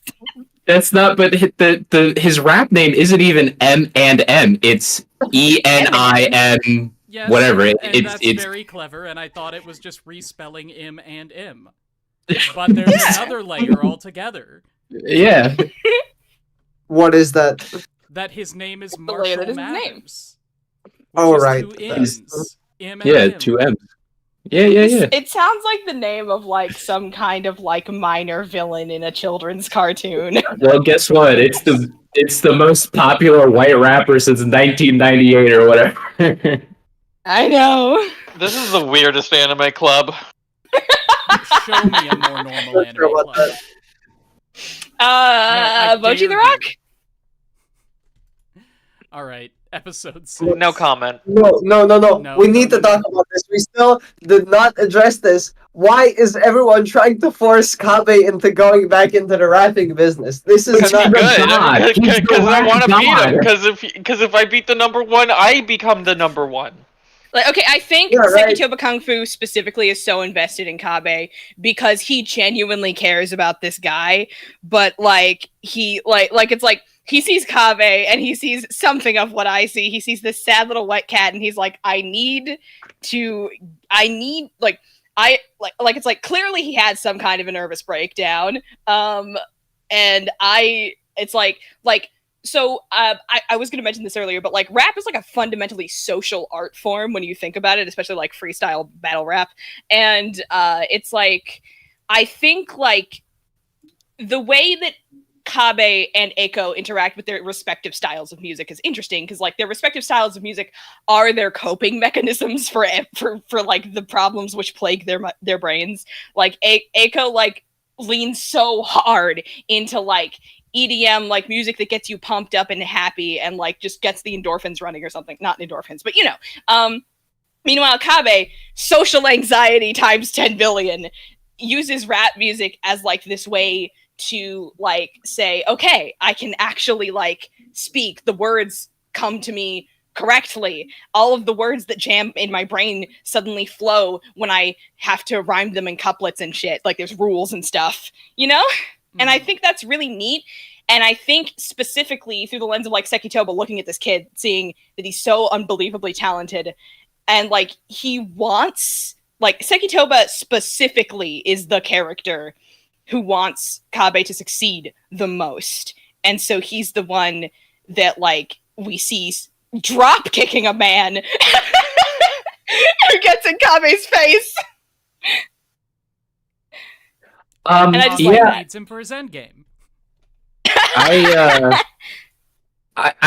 can like I'm like okay with that read on Sekitoba, but I do hate the fact that it doesn't like this becomes like a problem later on in the back half where like, you know, they do the rap battle and Eiko does the singing competition, not even competition, but the thing with Azelia or whatever. But like I wanted Sekitoba to actually be not necessarily like an antagonist, but I wanted Sekitoba to like be what's the right word? I wanted him to be a force that like wanted to win. You know, I wanted him to be somebody that wanted to be, yeah, I guess a rival, but like they are rivals, but like when they do the rap battle, he just not gives up, but he's just like, yeah, you beat me. Like he's not like upset about it at all, which is like he's like nod of approval. Yeah, he's like, yeah, you did it, kid. Yeah, like, cool, whatever. You beat me for the 4th time in a row. Like, I'm just like, can you feel something? Like, feel anger or feel like, I don't know, like something of like, because you know, like, rap is a very, especially rap battles, like they're very interpersonal. Like, you are back and forth insulting each other. And he's just, you know, pretty cool with it. And it's just like, yeah, I lost, whatever. And it's, we just move on, right? And I kind of juxtaposing that to his introduction here, where he's, again, yeah, drop kicking somebody in the face. I'm like, okay, well, it feels like the character kind of went off rails, you know? Yeah, I definitely did not like him just giving the competition to Kabitaijin after 1 round. Yeah. Like, if it had gone all 3 rounds and Kabitaijin, like, and it was close, maybe, I could see a scene where everyone cheers for Sekitoba, and then before they can cheer for Kabitaijin, Sekitoba just holds his hand up. That might have been cool. Yeah. Well, isn't that what happens? No, like, they do a round, and then Sekitoba's like, okay, I give. But also, like, you don't want to watch a whole second 3-round rap battle. You've already seen one. Yeah. It was kind of boring. Yeah. Yeah, it was not that entertaining. Yeah. But that's in episode 6. It sure is. Oh, yeah. Yeah, you want to do your Okay, song so my song recommendation James? for episode 5. My song recommendation for episode 5, very straightforward. They're in a laundromat, so I'm recommending Rounded Laundry by Carolyn Tuesday. Fantastic. I'm sure many people have heard it already, but I don't care. I haven't seen Carolyn Tuesday. I need to go back to that. Me neither. Alright, episode 6, Kongming's Freestyle. Kabitaijin observes a rap battle at the BB Lounge and considers leaving until he hears Eiko sing a song that reminds him of the time he first discovered rap when he overcame his social anxiety by joining a small rapping group. Over time, Kabitaijin grows more skilled as rapping came to him more naturally, culminating in his becoming a championship rapper. Kongming then appears on stage, catches Kabitaijin trying to leave, and once again issues a challenge to him. Kabitaijin is goaded into accepting, and the two of them get into a heated rap battle that Sekitoba comes to witness. During the battle, Kabitaijin's passion for rap is revived, and he uses his skills to completely overwhelm Kongming, who admits defeat. Sekitoba leaves, satisfied to see his rival return to rapping. Afterwards, Kongming asks Kabitaijin about his wish, but he replies that his wish of coming back to rap has already been granted. However, he decides to join Kongming's band anyway. Unbeknownst to everyone, Kongming has manipulated the entire situation, using a spy to figure out Kabitaijin's favorite song and sneaking his stomach medicine into Kabitaijin's drink. He then recites one of his stratagem, where the best way to get an enemy to move to you is to entice them with something beneficial to them. So I love that this is essentially an inversion of Poison the Enemy. Yeah. I'm a little bit just like, there's no real way you could have learned his favorite song, but whatever, I'll allow it. It's not necessarily true. That's like the furthest stretch of whatever, I'll allow it, I think, that I like to do. You know what I mean? Yeah, it's whatever. It's for the plot. I feel like everything else is fine enough where it's just it's good. It's good. I felt like this was the episode that I zoned out the most on, and I think that's probably the reason why, because the way everything just plays out is like okay. Like, all right. I liked the part where they had stands. yeah, okay, yeah, that was alright. And then they had that JoJo's moment where the character is on the sidelines explaining. Yes, exactly. Kongming, you knew this. You healed my stomach. You knew this song that I like. How did you do it? Oh, it's my enemy stand. Oh my god. So were those holograms like actually in universe? No, definitely not. No. I read it was just like a symbolic representation. As you can see, one of the 36 stratagems, I added a hallucinogen to the fog machine. But you could see the logo, the BB, spinning on the stage. Oh yeah. I thought that part was just a light. Well, that's what a hologram is. I feel No, I know, but that one. I mean, I guess it has to be holograms, but I don't like thinking about that because there's no way in hell the owner is rich enough to buy a hologram projector. I think I think they were making a reference. I think they're making a Tupac reference. I think that's what they were going for with all these holograms. I don't think the author really thought about it all that hard. Just wanted their shonen battle scene. Yeah, but now I guess the owner has the chance to. I guess the owner has the chance now to do Hatsune Miku concerts. Yeah! I will say, I loved the conceit of Kongming being good at freestyle rap because he memorized a lot of sutras. That's very funny. That was very funny. I really love how you can. One other thing, I don't think that this was this episode, but there's a scene of Kabe Taijin preparing for his rap battle with Sekitoba later in the series, where he's just writing down a bunch of rhymes, and I really liked seeing that. Because, the impression that people give of freestyle rap is that it's two people getting up and just thinking of things off the top of their head, but no, of course it's not. Of course they have a bunch of cool couplets of rhyming words already prepared that they just have to fit into the beat. Yeah, it's pretty nifty. I didn't realize that until I watched this show. Because I am not smart.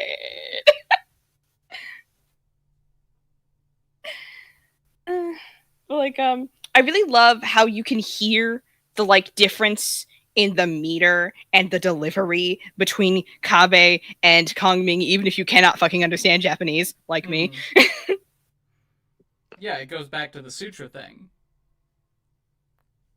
Because Kongming is delivering it in this very, monotone, yet still kind of musical way. Mm-hmm. It's very elegant. Yeah. It's elegant, it's high class. But he's still dunking on Kabe. I love the scene where it changes, where he goes into his second phase and the scene changes to a boat ride. and then fucking Eiko and Kung Fu are on a boat too. It's just little touches like that are really fun. Mm-hmm. Yeah. All right, shall we move to episode 7? Yeah, I just want to say that episode. I think Stars and I had the same opinion of episode 6. Just kind of energized us to just binge the rest of the show in one go afterwards. Yeah, I think it's partially my boy liker instincts. He's I loved how much of Kabe was in this episode because I had already fallen in love with him in the episode previous to this.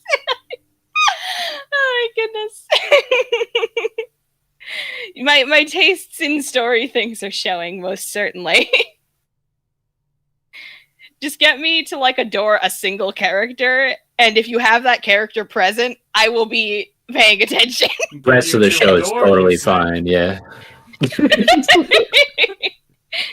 Yes? I'm confused. Episode 7? Oh wait, first, my song recommendation. Yeah. So the mention of stands made me go, okay, how about 10 Feet Tall by Cave Town? Okay. I like the title.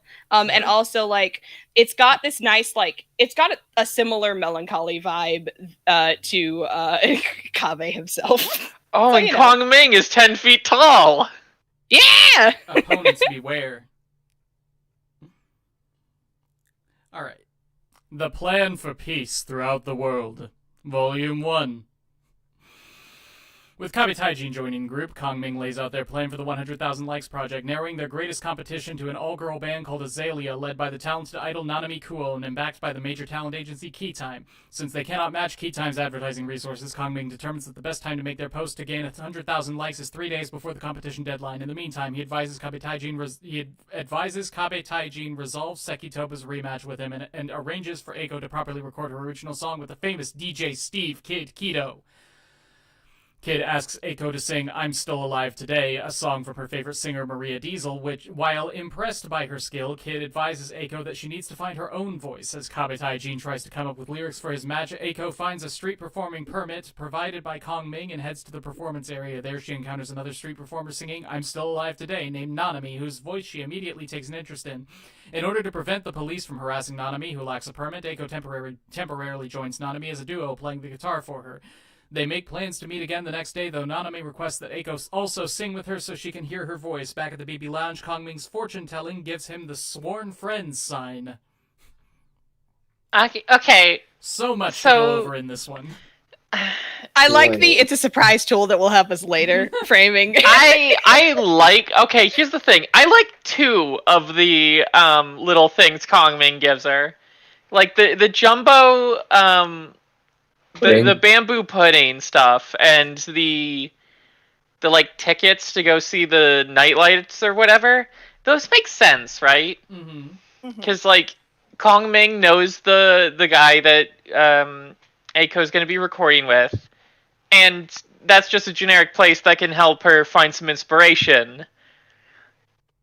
There is actually no way he could have figured out the permit without just saying, yeah, I read it in the stars. And? He read it in the stars. He did. Okay, but I guess at that point he could just read that he's going to succeed in the stars too. Well, he has to do it. Yeah. It's like, okay. I think the permit thing, he genuinely did not know that there would be somebody else that Eiko would connect with there. He just knew that performing out on the street, getting into shit, like, okay, so there's this interview by Ashton Irwin, who is the drummer in 5 Seconds of Summer. And he says that, like, you have, like, I love playing smaller venues. I am constantly playing the drums all of the time. Like, he's just, like, talking about, like he's like, not only is he like doing stuff with the band when they are on tour, he is also just joining anyone who says, hey, I think I need a drummer for this gig that I'm doing at some random place. And he's like, I will do that. He jumps on it every time. And it's because like that is the way that he like sort of like hones the craft in a way. And so I think what Kongming wanted from the street performing permit was for like Eiko to like, she's always been singing in this one location. She needs diversify her venues, and she needs to like be like in a setting where other people can actually hear her doing acoustic shit. Yeah, I agree. You know what? I'll allow it. I really just thought he was just like, go perform on the street. That's it. Yeah, like it's. Yeah, but it just so happened that she ran into Nanami. You have convinced me. Yay! Okay, I mean, that makes sense. I'm not going to contend that, but I feel like there's a different sense in which maybe the hand of the author is still working, because a big part of their strategy in the last episode, or the next to last episode, is precisely that they know Nanami's backstory, so to say. And I don't know like how they could have gathered all that information if she didn't actually do this street singing with her. I don't actually think knowing Nanami's backstory was the point. Like, he knew that if he got someone who was good enough with words, they could absolutely destroy Azelia, who is a very, like, pre-produced band. Like, he knew that's lip syncing. Like, he figured it out somehow, of course. Like, because, like, you know, lip syncing is common amongst particularly popular pop stars when they're live. And he could tell, etc., etc. But like he actually like he holds back something. Like in the last episode, he holds back some specific strategy that he was thinking of, and he's like, "Nope, we're doing the nice thing." He actively chooses to do the nice thing. So I don't think I think he figured out just watching the things happen. Oh, this person means a lot to Eiko. And also, they don't deserve to have their entire careers completely destroyed over this. So I will do the nice thing. Okay. Okay. I would like to talk about how fucking absurd it is that Steve Kito tells Eiko, hey, you need to learn how to sing with your own voice. And then she meets Nanami on the street and thinks, oh my god, I need to learn how to sing with my own voice. Exactly like Nanami does. Yep. And then It's very funny. And, like, one of the first moments we see of Eiko learning to quote-unquote sing with her own voice is when she is literally singing the same thing as Nanami at the same time as Nanami, in the same way as Nanami. Me when the show only has 3 songs to pull from. Yeah. I do think...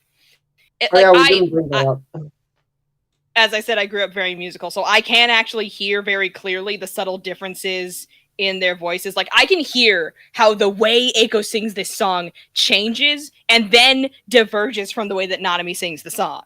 Like, I hear that, and it's so fucking cool. Yeah, no, I know what you're saying. I can hear that too, but what I was saying, like earlier I brought it up where I was like, I wanted them to really focus on what that meant to Eiko rather than just like, oh, you know, I'm singing and I'm getting used to and I'm singing with and I feel more confident. What does you know, finding your voice, what is your voice, Eiko, right? Which is I feel like this was the best time. I mean, you know, the prime opportunity to really go in on that, and they just don't. It's like she sings with like her. Somebody and that's else's voice brought her out of suicidality. So what does it mean when she finds her own voice? Yeah. Yeah, So- exactly. I will say though, in this episode, I'm pretty sure at the very end, it was also like, it was immediately you could tell if Nanami was the girl from Azelia because she goes. It was like a bus drives by and Eiko's like, oh, do you like Azelia? And she's like, no, I hate them. And I'm like, okay, so you're in the band. Yeah. You're in the band. Oh, Yeah. you're an anime character. Yeah, The okay. way she looks at that truck.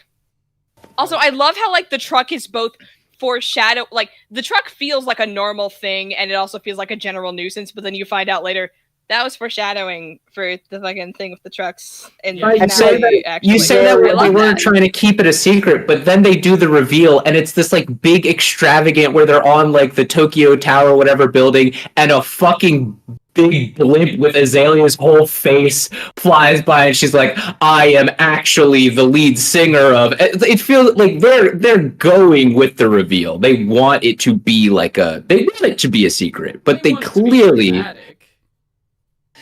I don't necessarily think they wanted it to be a secret from the audience. They wanted the dramatic irony, and then like it's a big dramatic reveal because the moment needed to be proportionate to the amount of time and energy that was spent not telling us directly. But it isn't it more dramatic if it is an actual honest to God like reveal, like, oh, this is new, this is a game changer, this is the twist, right? Wouldn't that the be twist is more that actually dramatic? it's not that she is part of Azelia, it's that she got kicked out of Azelia for not wanting to do shit, right? That would be a big reveal. I mean, either or. You could do. I mean, just keeping it the way it is, but just keeping it a secret, right? You know. Oh, I think I get what you mean. Yeah. Wait, so are you saying your problem is just that it was not subtle enough? It was very obvious that Nanami. It was very obvious, and they play it up like it wasn't obvious, and in a big extravagant way that I feel is like, okay, it's a little too much, especially for where Azelia goes as like a group, because I was not satisfied at all with them. So I think I just look back in retrospect and I'm like, wow, I did not enjoy this. The most notable thing I have to say about Azelia as a group is that the guitarist, like the lead electric guitarist, I looked at her for the first time and my first thought was Lois Lane from My Adventures with Superman. No. Come on. Now I feel like I'm missing out on something. You should go watch My Adventures with Superman. You need to watch My Adventures with Superman. It's so fucking good. It's very good. This is an so anime soft title. and We don't good. talk. I wanna pinch Clark's cheeks. I love him. Yeah, The anime guitarist, only, everyone. the guitarist is just a classic tomboy, which is also, I mean, also yes, Lois Lane is one too, but Anyway, I wanted to comment on Azelia since I guess like this is the point where it becomes relevant. I definitely agree with Tom that it's not very subtle. The reveal kind of sucks, but I don't know. Even though the whole story or the premise of the story of like this hyper overly produced band that like lost all authenticity in the attempt of becoming like commercially successful, like I don't believe that's special at all. But I felt like it was well executed here. Yeah, I I did kind of actually like. have some sympathy for Azelia in ways that I didn't for characters in other shows that have explored this premise. The premise of Yeah. being a sellout? Yeah. Well, because Yeah. it actually has a much more reasonable approach to that. Because typically with this kind of show, it's just, I'm only in it for the money, and I'm in. Like, you need to learn that passion has no place in this industry. You do what makes you successful. You do what the people want, and you dance. But instead, it was like, yeah, I'm really kind of bummed that I can't play the music I want to play, and then I've got to wear these stupid, sexy outfits. I'd really rather not. Yeah. But you know, that's the biz. Yeah. Just the sad acceptance of it. Mm-hmm. yeah, Yeah. I do like how toned down it is. It's not like super overplayed and super over dramatic. It feels very real, but I think the resolution to the whole conflict that they were facing was not good. I didn't like it. Which we'll get to that later. So I do also want to comment on the sexy outfits. Like that did provided very good contrast with Aiko, who is especially for a young girl in an anime, uh, pretty modest. Mm. She's got her Good big contrast baggy with Eiko, coat. who is fugly, right? No!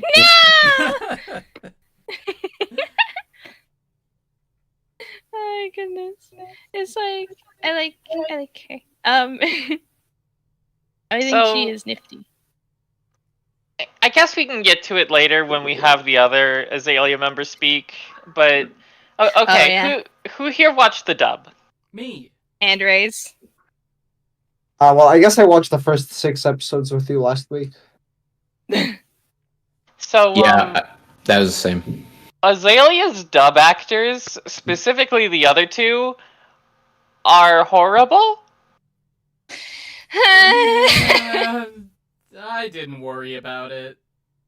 It's like they talked so little that it was harder to notice than it otherwise would have been. But I couldn't help but notice every time they spoke a line. the drummer in particular was so egregious. Well, look, like this show was from, it's from PA Works. It's not a big studio. It wasn't a big production. Whoever was dubbing this, probably Funimation, was probably not going to shell out for like a super good voice actor for these relatively minor characters who are only around for so long, So yeah, but it was just very distracting. Yeah, I get it. Mm-hmm.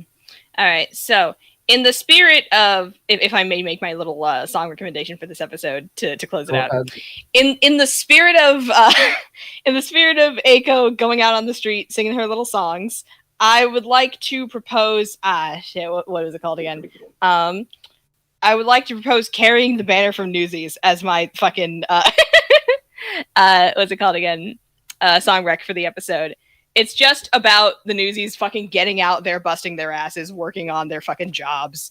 And it's like, I love that opening number. It's so fucking good. Dude, I love the Newsies. I need to yes! watch that one. I But love please, it. It's so notoriously good! hard to find recordings of. I have it on DVD. Whoa. I don't. Yeah. I saw it in theaters. Like they circulated like the professional recording of it like in theaters for a little bit, and I was there. I would love to see. But anyway, it. yeah. All right, episode 8. So good. Searching for oneself. The next day, Eiko performs with Nanami again, but she still feels like she's nowhere near Nanami's level and begins losing faith. Meanwhile, Kabitaijin is having trouble coming up with lyrics for his upcoming match with Sekitoba, and both he and Eiko meet at the BB Lounge where they sing an impromptu performance together, which sucks. Eiko then suggests that Kabitaijin return to his roots, so he decides to journey back to his old hometown where he finds strangers and old friends, that he is a local celebrity that everybody looks up to. Eiko, meanwhile, spends more time with Nanami and vents her frustrations to her, and Nanami agrees to help train Eiko to help her find her own voice, which is a silly conceit. Over the next few days, thanks to Nanami's coaching, Eiko is able to significantly improve her singing, and she decides to head off to prove herself to Kido. After Eiko leaves, Nanami receives a phone call and then disappears. No. Yeah, she disappears behind the fucking truck. That's so very. It's so that dramatic. was so goofy. It was so goofy. I was like, "You've got to be kidding me." It's so melodramatic. So subtle. It's also impossible. Well, look, she the couldn't. song like- that Kabitaijin and Eiko perform together is really bad, right?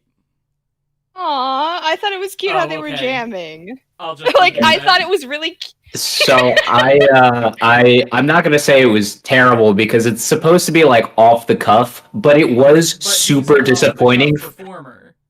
I know, but it like, I don't know. Maybe it's just because the way that it's. I don't know how it was done in the. Well, I mean, I guess it's the same in the Same dub and the thing. sub, but yeah, but like, maybe it just seemed more jarring going into the dub, like hearing the dub voice and then hearing the sub voice and it being like a little jarring. But I thought it was pretty natural the way he did it in the sub. But also, I'm not going to say it's great. Like, I don't think it's awesome, but it was fine, but very disappointing for that to be the only time they performed together like that Mhm. in the like, whole show. every I thought that other was time- very disappointing. I was so waiting for like a moment where they go from like, yeah, we're jamming out a little bit off the cuff together. Like, I love that like he hears the same thing that Kongming hears, like in like just like he's like moved by like just like two lines that she says, and then she like hums through the rest of the melody, and he's like, yes, I want in on this. But also their voices themselves clash a little. Like his voice has such a different quality from hers that they would need to coordinate to make themselves sound more than, oh, it's so wonderful that they're jamming together. You get me? Mhm. Yeah. And they haven't worked on that. Like, they went through 2 full episodes of work to get him onto this team, and then kind of, sort of, both of them are mostly independent of each other after that. Yep. That's why I'm like, why is he here? why did For why one did you put this scene at the guy? end, so he They can need make. a rapper. They need a rapper to make fun of some group's fan base. Yeah. All right. I think that's really the only big thing I have to say about love, this episode. but we'll get to it when we get to it. Let's just continue on. I mean, do we want to talk about Kaibe Taijin's We have an hour left. his YouTuber friend? We have an hour No. left. Yeah, his little YouTuber friend. That That guy was has so cute 100 seeing him have subscribers. friends. I am cowering in fear. Just a complete I adore non-factor. I adore when it was episode 2 and you were just waiting for Aiko to give Give me a a number of How many? followers. It's like, yeah, Just I want to get famous and have an online following. How big? What's your goal? And then immediately she's going to say, Rhymed on my lips. yeah, you are absolutely just waiting to yell at this woman. Then they say 100,000 likes. Like, oh, haven't quite gotten there. You were defeated. Mhm. I'm You sure were I have a defeated. video that has 100,000 likes somewhere. I'm sure in total you have over 100,000 Well, it's 100,000 likes. likes on one post. I feel like Damn, that's views. I feel like views are more important than likes They are, but in that's not the video metric. terms. It's likes. I know, but it's different mediums. So Also, can we talk about when they said only one person has ever done it? What do you Yeah. They mean said by that that? only one person has ever gotten the 100,000 likes. Yeah. Bruh, Well, that doesn't why do really you keep surprise this me. competition then?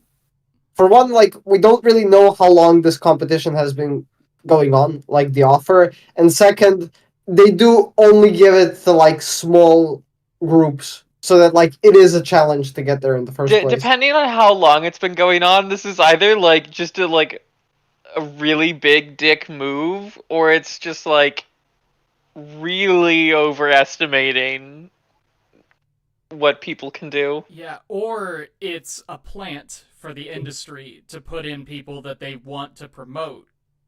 I was about to say, I feel like it is a little weird that Azelia is.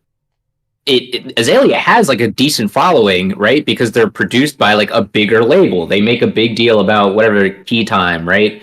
Mm-hmm. Being like this pretty big label, and how they, even though they're a quote unquote smaller group, working under those guys, they'll become big really fast. But they're still allowed to come to, be put in the competition. I guess I don't know. I felt that was a little weird. Because what they literally do is just buy likes. So what stops, other big producing companies from coming in and promoting smaller artists by doing the same exact thing? It's rude. It's because they don't have the money. They don't have the money. They don't have the connections. Like what I there's a thought lot Kongming going was on doing all this the whole time. When he was going around to parties and meeting different people, I thought he was finding people who had very big followings online and getting in with them so that they could all promote Aiko at the same time. And that would make a lot of sense. And it would be like a viral marketing campaign, right? Because 3 days before Summer Sonia, this like underdog up-and-comer puts on a public performance right next to Azelia, wrecks them. And then all of these people who are actually popular are like, holy shit, check out this ridiculous thing I just saw. Post that at the same time, link them to Aiko's social media, and then she gets the 100,000 likes that way. That would make a lot of sense. That sounds so much more satisfying than what we actually got. That But no, ExPoint, you don't understand. The 100,000 arrows! The arrows! It has to be the arrows! The up arrows! The up votes! They look like arrows! I don't like arrows. Literal straw man boat. I think we literally solved the problem with this arc, is that it's so forced into being the Battle of Red Cliffs. Pat. Yeah, like, there, Arc. It's okay, you're trying your best. As the premise of this show is, the author does just kind of fall off with it, right? Or, goes off the cliff with it. Because the premise throws itself off the cliff, and the author has the choice to not follow it. Yeah, I mean, the premise looks at the cliff and says, "Oh, it's red." It's a premise that you can only do so much with, and just having it be so rigid in the way it's structured is really damning to be clear, the premise of this pop star's agent is the literal Zhuge Liang courtesy name Kongming is fine. The premise of half of these things are allegories for things that happened in the Three Kingdoms does not keep working. Yeah. Yeah, no. Anyway. That's episode 8? Yep. Okay, my song recommendation is something incredibly specific and very revealing about me in particular. Because of the tension of Nanami being like, I really like this girl, and I really like sneaking away from the shit that I hate doing with my life to do something that I actually like doing with my life and my art. Long story short, I have chosen something I would never do from Elena of Avalor, the Disney princess show. What? Who? Go on. It is a song sung by the character Esteban, who is he loves his family, but he also is the cause of the worst thing that ever happened to them, and they don't know this. he's keeping it a secret from them. He's been keeping it a secret for years. In fact, he never thought he would see his family ever again, because this happened when he was 12, and then magic shit happened, and it's 40 years, I don't think it's a full 40 years, but like it's many years later, and now he is an adult. Elena is still like a teenager. It's a long story. Anyway, the point is that he's doing a thing to try and keep this secret, but it's also bad. And it's this whole thing. James, and I like the anguish. If I may ask. Yeah? How many songs are in the overlap of the Venn diagram between your Disney princess list and your eating disorder songs? How many songs are on both of those lists? Wait, hold on. Let's stop talking about Kongming. This is spicy.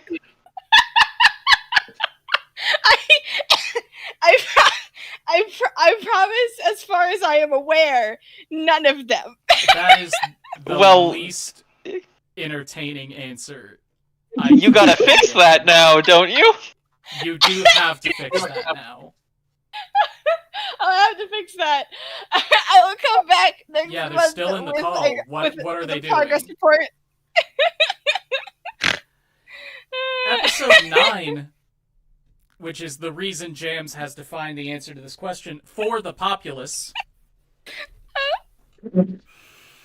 Nanami answers the call from her manager, Karasawa, revealing that she is in fact Nanami Kuon of Azelia. Karasawa chastises Nanami for her disobedience, forbidding her from street performing or meeting with Eiko. Eiko, meanwhile, performs another session with Kido, and while Kido concedes Eiko has improved, he points out she's still not found her reason for singing, which was not the thing that he told her to do.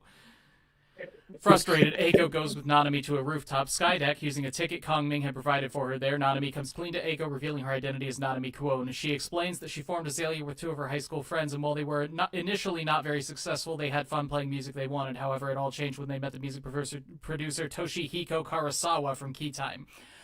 Karasawa promised them success, but only if they sang his music. They initially refused, but when Azalea's lack of success threatened to bankrupt them, they turned to Karasawa in desperation. Following Karasawa's strict instructions, Azelia did find success, but Nanami later found it to be at the cost of Azelia being more about fame and profit than music. Realizing Nanami was hiding troubles of her own, Eiko feels the desire to use music to save her, just like how she herself was saved by it. Inspired, Eiko sings her own rendition of I'm Still Alive Today, which moves Nanami to tears. Nanami parts ways, warning that the next time they meet will likely be as rivals, but Eiko still expresses her wish to sing it with her again someday. Kongming then arrives, having heard Eiko singing, and tells her now that she has found her reason to sing, she is ready to move to the next stage of the plan. So her reason for singing is, I want to inspire Nanami to be authentic again. Yes. I mean, she does say there are other people, but like Nanami is the vector through which she realizes this. Mm-hmm. Like she realizes what? She realizes, wait, my entire fucking life was saved by singing. Like, there's actually this like interesting through line in this show about second chances, like Kongming getting like a second lease on life in a more peaceful world where he can be the person that he is while actively being helpful and not instigating murders. And Eiko having a second chance at like living a life that she actually thinks is worth living because she was told to like hold on, just calm down and listen to some music for 5 seconds. And she realizes this is exactly what I needed actually. And like, you know, Kabe like realizing no, rap music, like the music that I make is a part of my soul at this point, and not doing it, like doing it caused me a lot of stress. Not doing it also causes me stress. There is something else going on. You know what I mean? And it's like, I like, it also extends to Azelia later, like Azelia Rebirth. Like there's this whole through line in the show about rebirths and second chances. And I think that's really cool. Where did this start? So what did she realize? Oh, right. Eiko realizes that she wants to give that sensation that she got when she like got a second lease on life, so to speak. She wants to give that to other people. She wants to inspire people through her music. Yes, that. Inspire the populace. That Yes. sounds like an oddly basic thing to be realizing now. It is a very odd epiphany to have. Yeah, at this stage in her music career, this is the epiphany? Like, yeah. And the way they phrase it is so much more, like, grandiose than it actually is. Yeah. Mostly when it comes from Kongming, because he's talking about inspiring the populace as a literal revolutionary. I love that. I love that he is like 2 steps removed from everything else that is going on because nobody else believes that he is from a different period in time. And also, nobody else has experienced war. Oh yeah, like That's true. well, directly. That's not something they ever go into, but it's interesting because Kongming is fighting for something a lot grander than anybody else is. Yeah. And I also just love the dynamic that he has with himself, where he is a person of exceptional talent that he has only ever been able to use to kill people, which is something that Jams brought up a second ago. And he's now in a position where he can be the incredible strategist that he is for fun. For fun! And profit! Fun and profit. But mostly the fun part. Mostly fun. Forget today, there's no tomorrow, just a party tonight. Yeah. But yeah, I think we've already talked about most of everything in this episode. Yeah. All right. Oh wait, I think this is the episode where we get the long extended flashback about Azelia, right? Yes, it is. That's the extent. I really felt when they started struggling financially and like they were like, damn, like, and what Scrub said about the voice acting for the other members of Azelia in particular, like being like kind of bad, really hit me in those moments where I was like, I would probably be more invested in this if I wasn't distracted.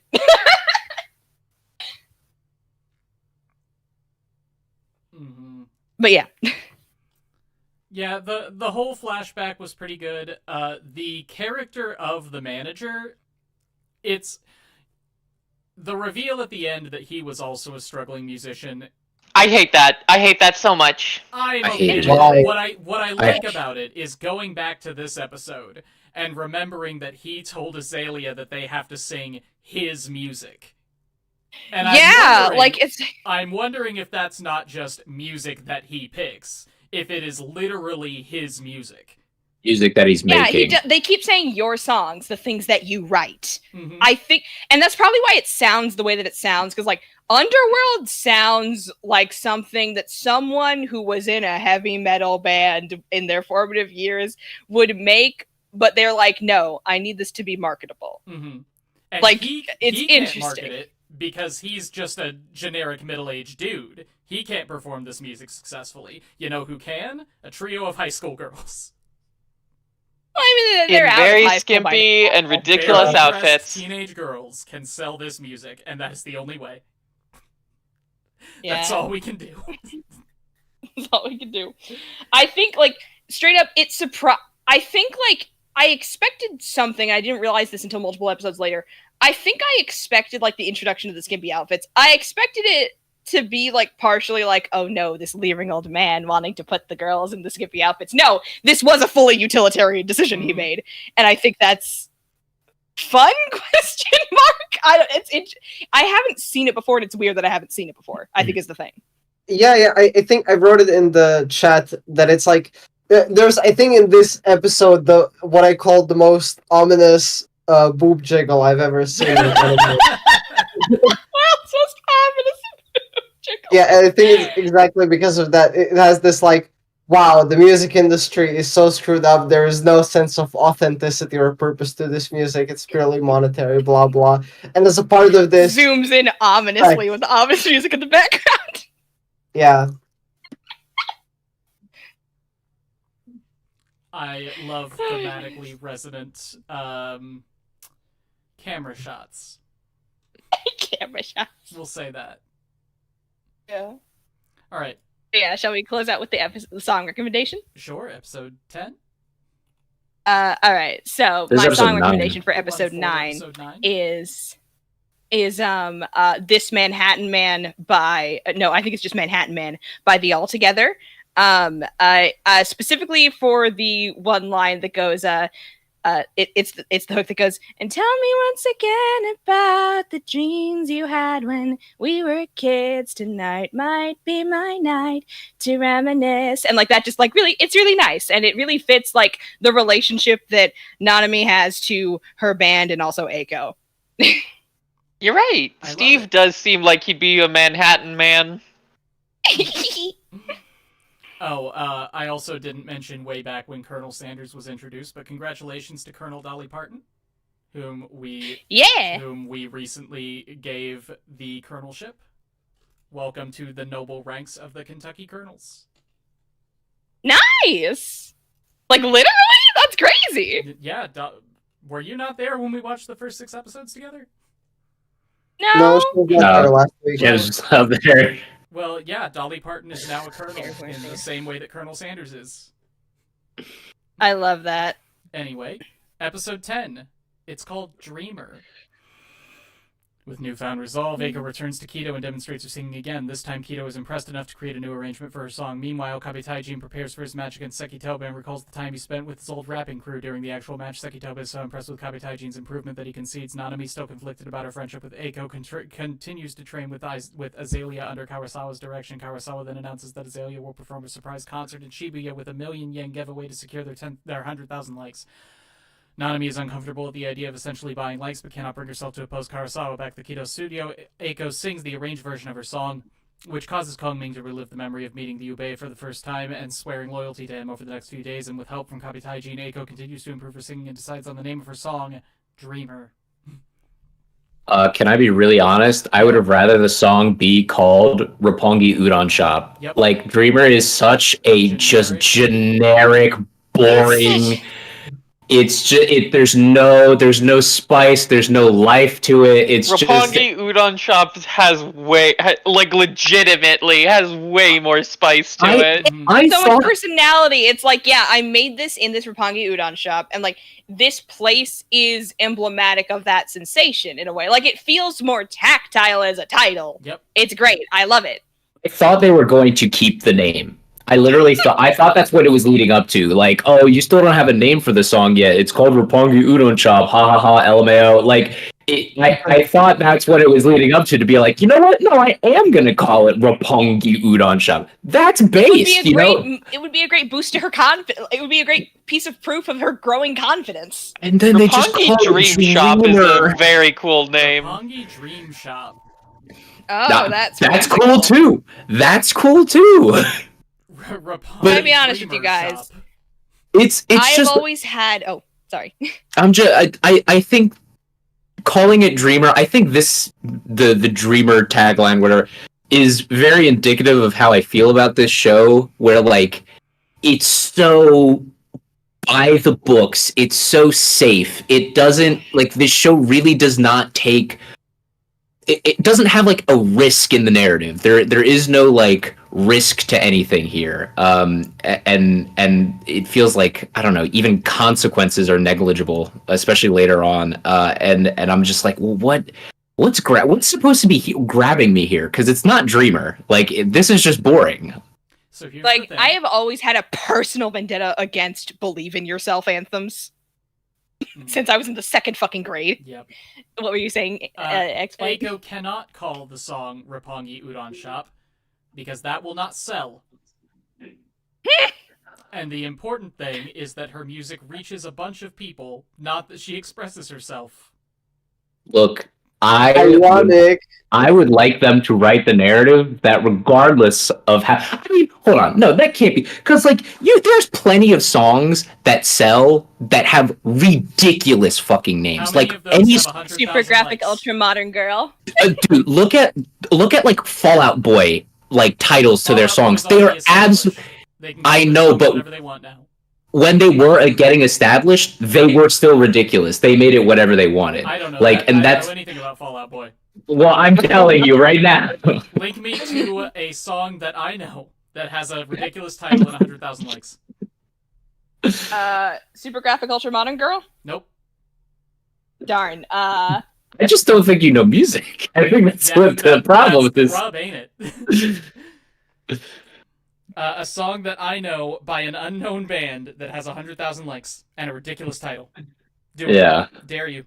Oh god. Fuck. Shit. He's giving us an impossible task. So there's, again, not much in this episode we haven't talked about already. Yeah. I do like the conceit that Azelia is just buying likes because they have huge industry money behind them. Yeah. Like, doing it through a 1,000,000 yen giveaway on the street is a little ridiculous. You can just pay bots to do it. Yeah, This is true. I guess they never really explain why no one considers such a easy workaround. Mm-hmm. Maybe like that was part of one of the things where like they say earlier like the idol ruined her reputation and she just disappeared, and I'm like, what did she do? You didn't tell us what she fucking did. You know? Mm. And then like maybe well, that was had the bot 2 kids thing secretly and didn't tell anybody. They were twins, you see. What? Who was hiding Oshinoko what? reference. It's an Oshinoko reference. Oh, okay. But I just wanted to bring it up, like, the Nanami doesn't really have that much reason to care, like, who wins. Like, at least by the time it becomes obvious that, like, they're trying to win the entry to the Summer Sonya festival. Mm-hmm. Because, I mean, it doesn't seem to me... Well, Nanami doesn't really care about the music they're making at that point. They don't... I assume that also means she doesn't care about going to Summer Sonya. No, that's like, part of my problem. Well, they're kind of just coasting, it feels like. We know that Nanami cares about making enough money for the band to continue existing. And the only way that her manager is going to continue funding the band is if they keep making him more money. And the only way to make him more money is to get more exposure and more fans. And not to mention they have like other people like who rely on them being Plus, successful. They have a team behind them now. Yeah, but they were already on an upward trend, regardless of whether or not they were going to go to Summer Sonya. And do you think the upward trend is going to continue at the same rate if they're seen as the failure of a band who couldn't get into Summer Sonya? No, but at the same time, it's going to accelerate if they get into Summer Sonya? Nanami does it, but it's something. It's about the personal stake of Nanami wanting to be in Summer Sonya, right? Like it's the difference between Eiko and Nanami, right? But that's it. Like saying like, oh yes, I want to keep supporting. Like yes, you're going to keep supporting whether or not you're in Summer Sonya or not. If you keep on this upward trajectory, yes, Summer Sonya is going to get you there faster. But you're not going to. She doesn't feel anything about this. It feels like it's just a job to her, right? And she's not making the music that she wants to. By the end of it, she feels way happier not being in Summer Sonya and doing the stuff that she wants to do, as opposed to, you know, supporting her team and making a whole bunch of money and stuff like that. Like, this is the point of this arc, though. I know, that's but the point, is that Nanami is the one who experiences the dark night of the soul instead of Eiko. It doesn't engage me to these characters to be like, oh, well, this is the quote-unquote conflict of, like, Nanami and Eiko being rivals with each other. Not even really rivals, but, like, going against each other in this competition, because Nanami doesn't give a fuck. Like, she cares about something completely different. And, like, cool, yeah, I get that. But, like, in the last 2 episodes, in episode, whatever, 11 and 12, they set up this huge conflict between the two, and one of the combatants does not care. Mm-hmm.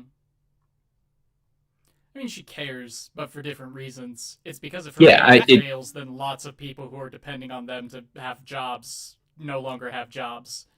Yeah, which I think, like, I think that's what Tom is saying. Like, there's maybe a downside, and it's not really a strongly felt one. It just doesn't feel like the stakes are on the same level. Here's my thing, right? Like, and this is like, we're getting into, the last 2 episodes territory, but like, I wanted Azelia to fail so badly. I wanted them to fail because that's what the show is posing as, like, hey, if like you selling out, you lost the spirit of, your band, you've sold out. And because of that, you yourself feel awful by that, right? And even if you have this team that you have to support, and even if you have all these people behind you and, a fan base, you yourself don't like what you're doing. And if you don't like what you're doing, then, stop, right? That's what the show is posing as, the problem with Nanami and Azelia as a band, right? But by the end of it, there is no consequence for doing all of that. Like, they lip sync, they sold out, they did all this stuff, but then so they don't get to go to Summer Sonia. So what? Nanami didn't really care about that anyway. Now she's happier by the end because she's doing what she can do, because she still has her fan base, because she's still, you know, with her team and is making money and doing all this stuff. She won. She won in the end, even though they shouldn't have. They shouldn't have won. Lip syncing, like, yeah, people do it, but like, it's not good. You know, people don't want to see that, right? It should have been like, you know, oh, maybe we need to work back our fan base, you know, like maybe people get mad at them and some kind of consequence should have come out of this, but there wasn't any. They just felt better by the end. I didn't like it. It goes back to what you said. There just weren't any real stakes for anything. I know.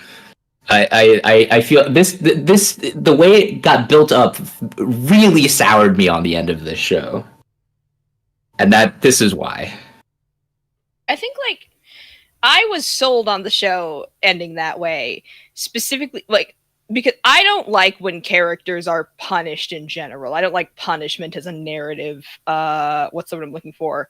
Device. Like I don't like narrative punishments happening to characters in general because I don't think that I just don't like it's a me thing. It's my taste in storytelling. And so like to have them have the realization, like the idea is that they're experiencing this dark night of the soul in place of Eiko, not in place of necessarily, but like like as in like Eiko understands this, but well no, okay.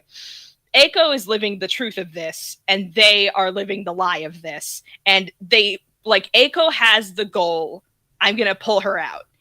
And Nanami has no goal except I just want to feel okay again. And I can't do that. And I can't see myself ever feeling okay again. And Eiko sees this and she's like, I'm pulling you out of that shit. And like that's where the stakes are coming from.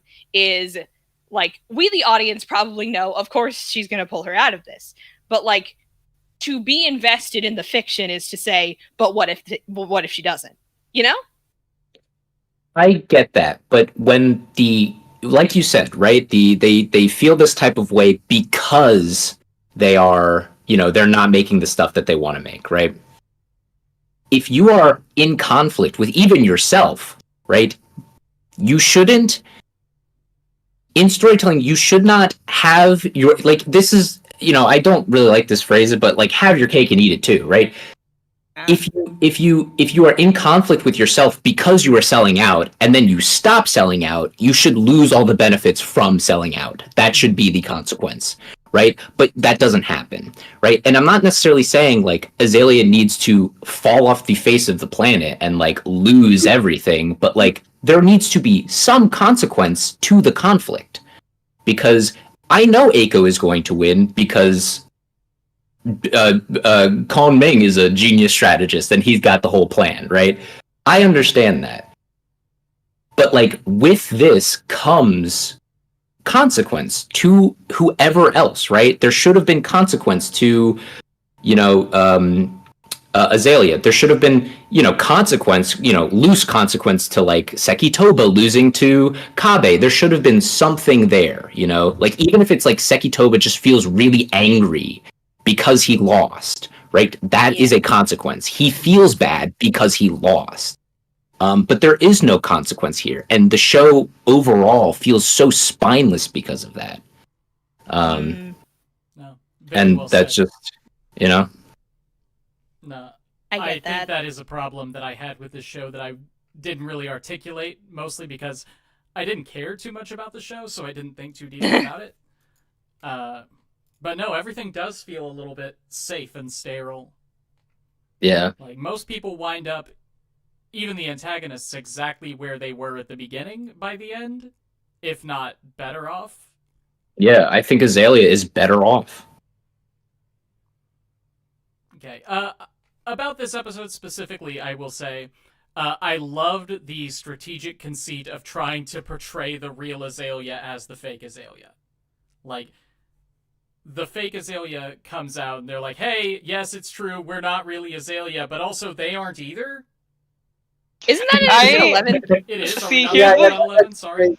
Oh, I thought we were still talking about 10. I'm confused.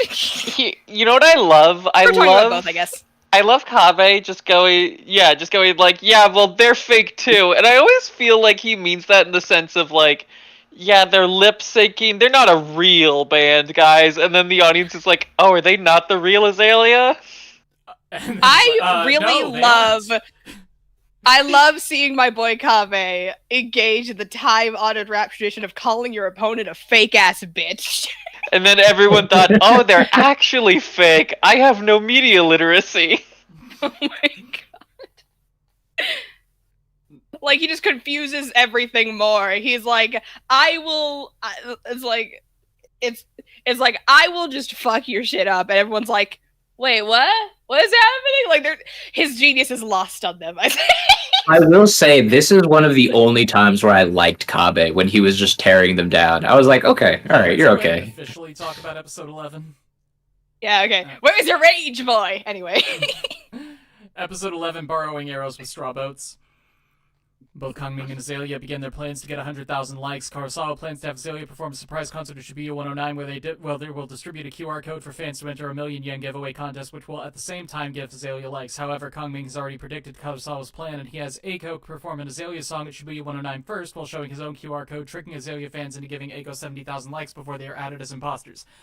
Azelia then arrives and begins performing, but Nanami is alarmed to see Eiko as her rival and becomes anxious performing in front of her. Kongming considers using his stratagem of alienation, which would be guaranteed to break Azelia apart, but he decides to change his plan in respect for Eiko's friendship with Nanami. Instead, he has Kabetaijin perform a provocative rap song accusing Azelia of being fake, and Eiko fans working for Kongming begin spreading false rumors that the real Azelia are imposters as well, halting their likes at 98,000 while both sides at a stalemate. Eiko prepares to tip the balance in her favor with her singing. You really think somebody would do that? Just go up in a truck and tell lies? Oh my god. Anyway, we've been talking about episode 11 the whole time. Jams, Yeah. your song recommendation for episode 11? Song recommendation for episode 11 is very silly. I decided they're driving around trucks. Vehicles are a big thing. My song recommendation is gonna be Big Red Car by the Wiggles. Legit, the Wiggles. Okay, I'm sorry. Are these songs that you listen to on the regular? Yes! Okay, alright. I'm just getting a picture of you as a person, alright. Yeah, the picture it stars is the coolest person here. Yeah. Yay! Stars has got like out there tastes. I dig it. I dig it. Episode 12? Shall we? Mm-hmm. Eiko's song. Eiko prepares to sing but is intimidated by the jeering of the crowd. However, Nanami intervenes and requests the crowd sit back down and give her a chance. Eiko then proceeds to sing Dreamer, which moves Nanami, the bandmates, and the entire crowd. The crowd quickly swings to Eiko's side and begins giving her likes. In a panic, Kurosawa instructs Azelia to begin performing their new song, but Nanami ignores him. She and Azelia are inspired by Eiko singing and return to their roots. As Eiko reaches 100,000 likes, despite losing the contest, Azelia decides to perform anyways, playing one of their original songs, putting all of their genuine emotion into it, unknown to them. Kongming streams their performance online, earning them 100,000 likes as well, and demonstrating to Kurosawa that they are capable of attracting true fans rather than the ones that need to be paid off. A victory party for Eiko is held at the BB Lounge where Kongming meets the Kurosawa properly. Kongming notes that Kurosawa was an aspiring musician in his youth as well before being betrayed by one of his bandmates, and Kurosawa admits that he saw Azelia's talent and wants to make them successful so that they can avoid the same fate that he suffered.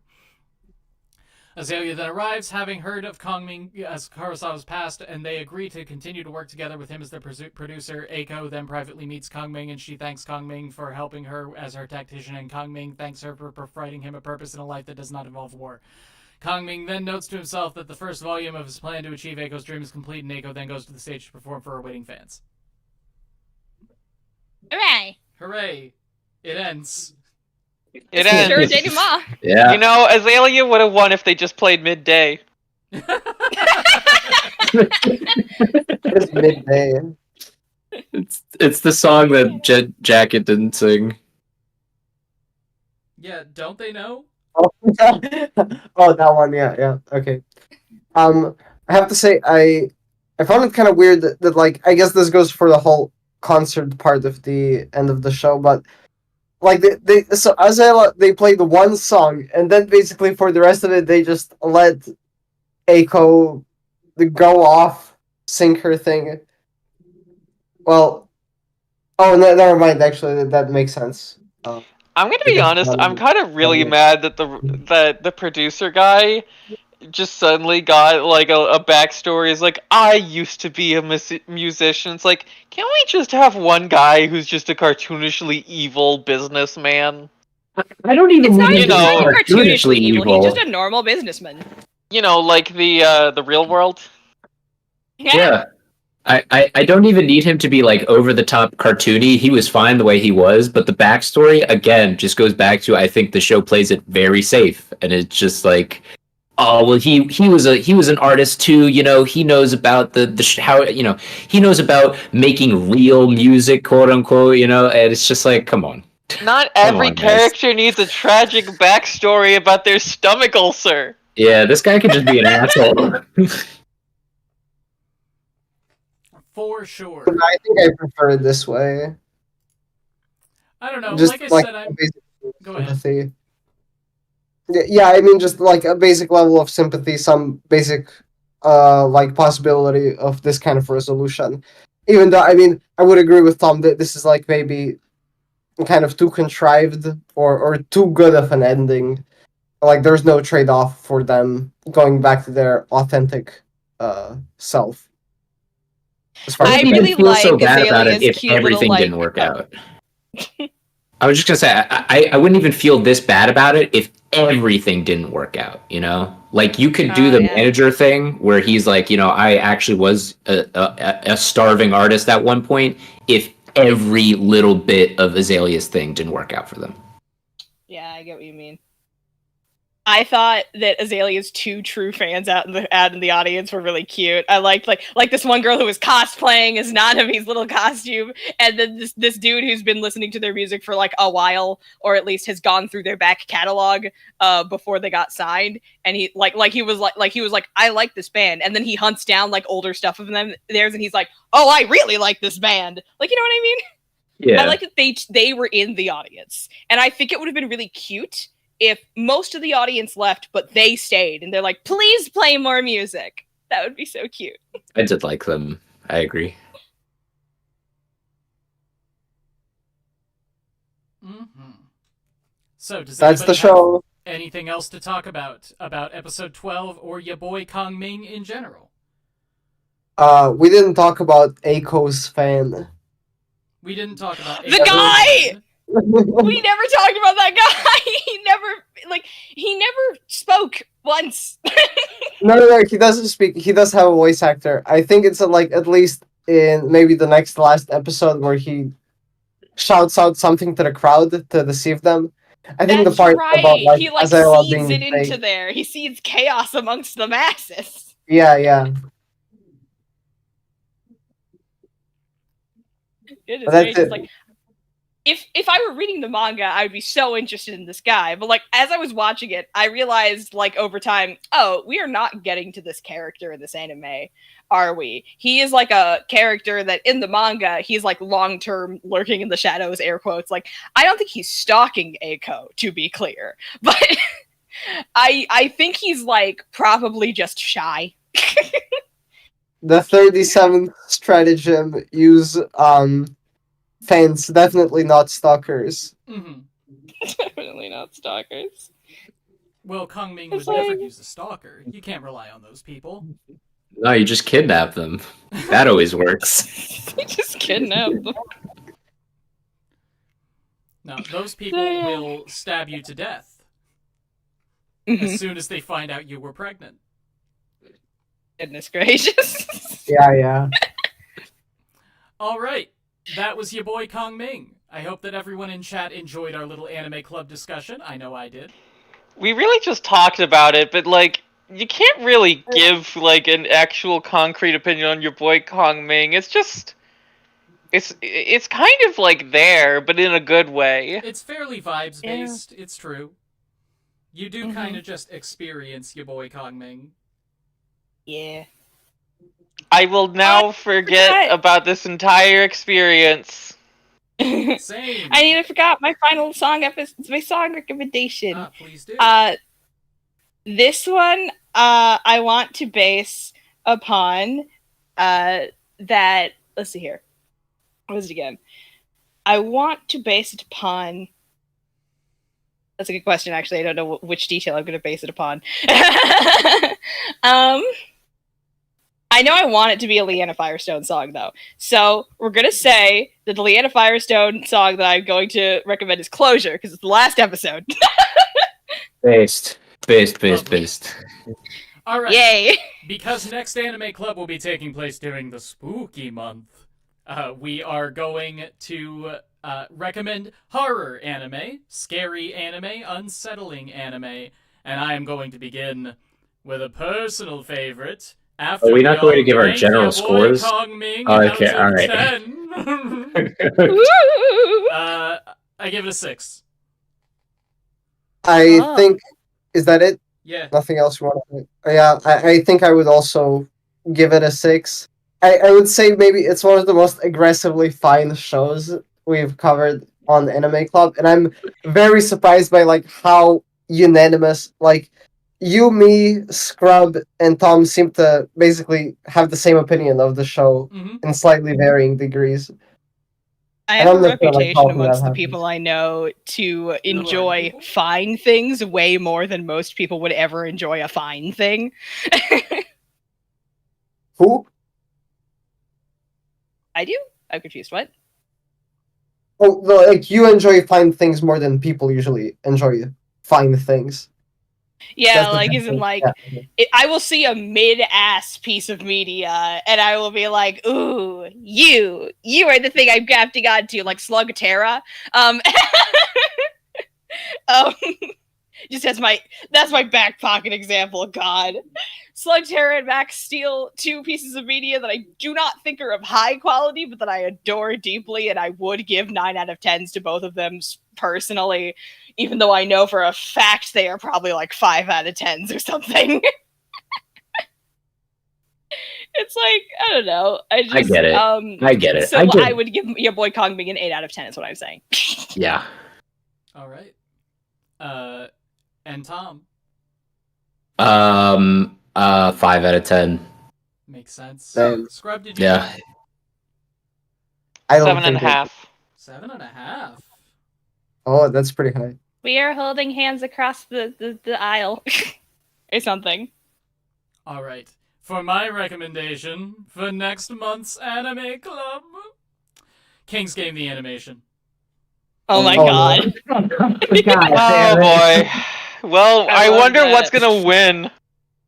I've only ever heard of King's Game obliquely through your videos, so I have no idea what's about to happen. Except don't, because you need to experience it for yourself. Oh, boy, I watched okay. Jeff's roast on it, but I forgot about it too, so it should basically be fresh. I think it should be. I think there's an app entertaining involved, regardless. but I'm not sure. Tenek? I'm gonna nominate. You know what? I'm gonna nominate Magical Girl Scythe. I was thinking of that first, but that's similar enough to King's Game, so I'll go with something different. Reasonable. Scrub? Hey Stars, pick a number between 1 through 4. Ooh, 3. Zom 100. I was thinking. Yeah! That's fair. How does that count as horror? But okay, It's horror. Zombie show. It's also Okay, tagged as horror on Mal. Yeah, I saw that Which is a earlier little today. funny. I thought it was kind of weird. Jams?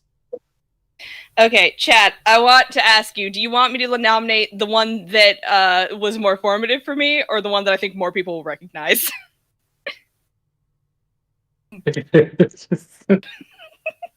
I think you can throw a coin and see the Yeah, result probably. I that have way. coins But next to anyone- me. Alright, heads or tails, guys?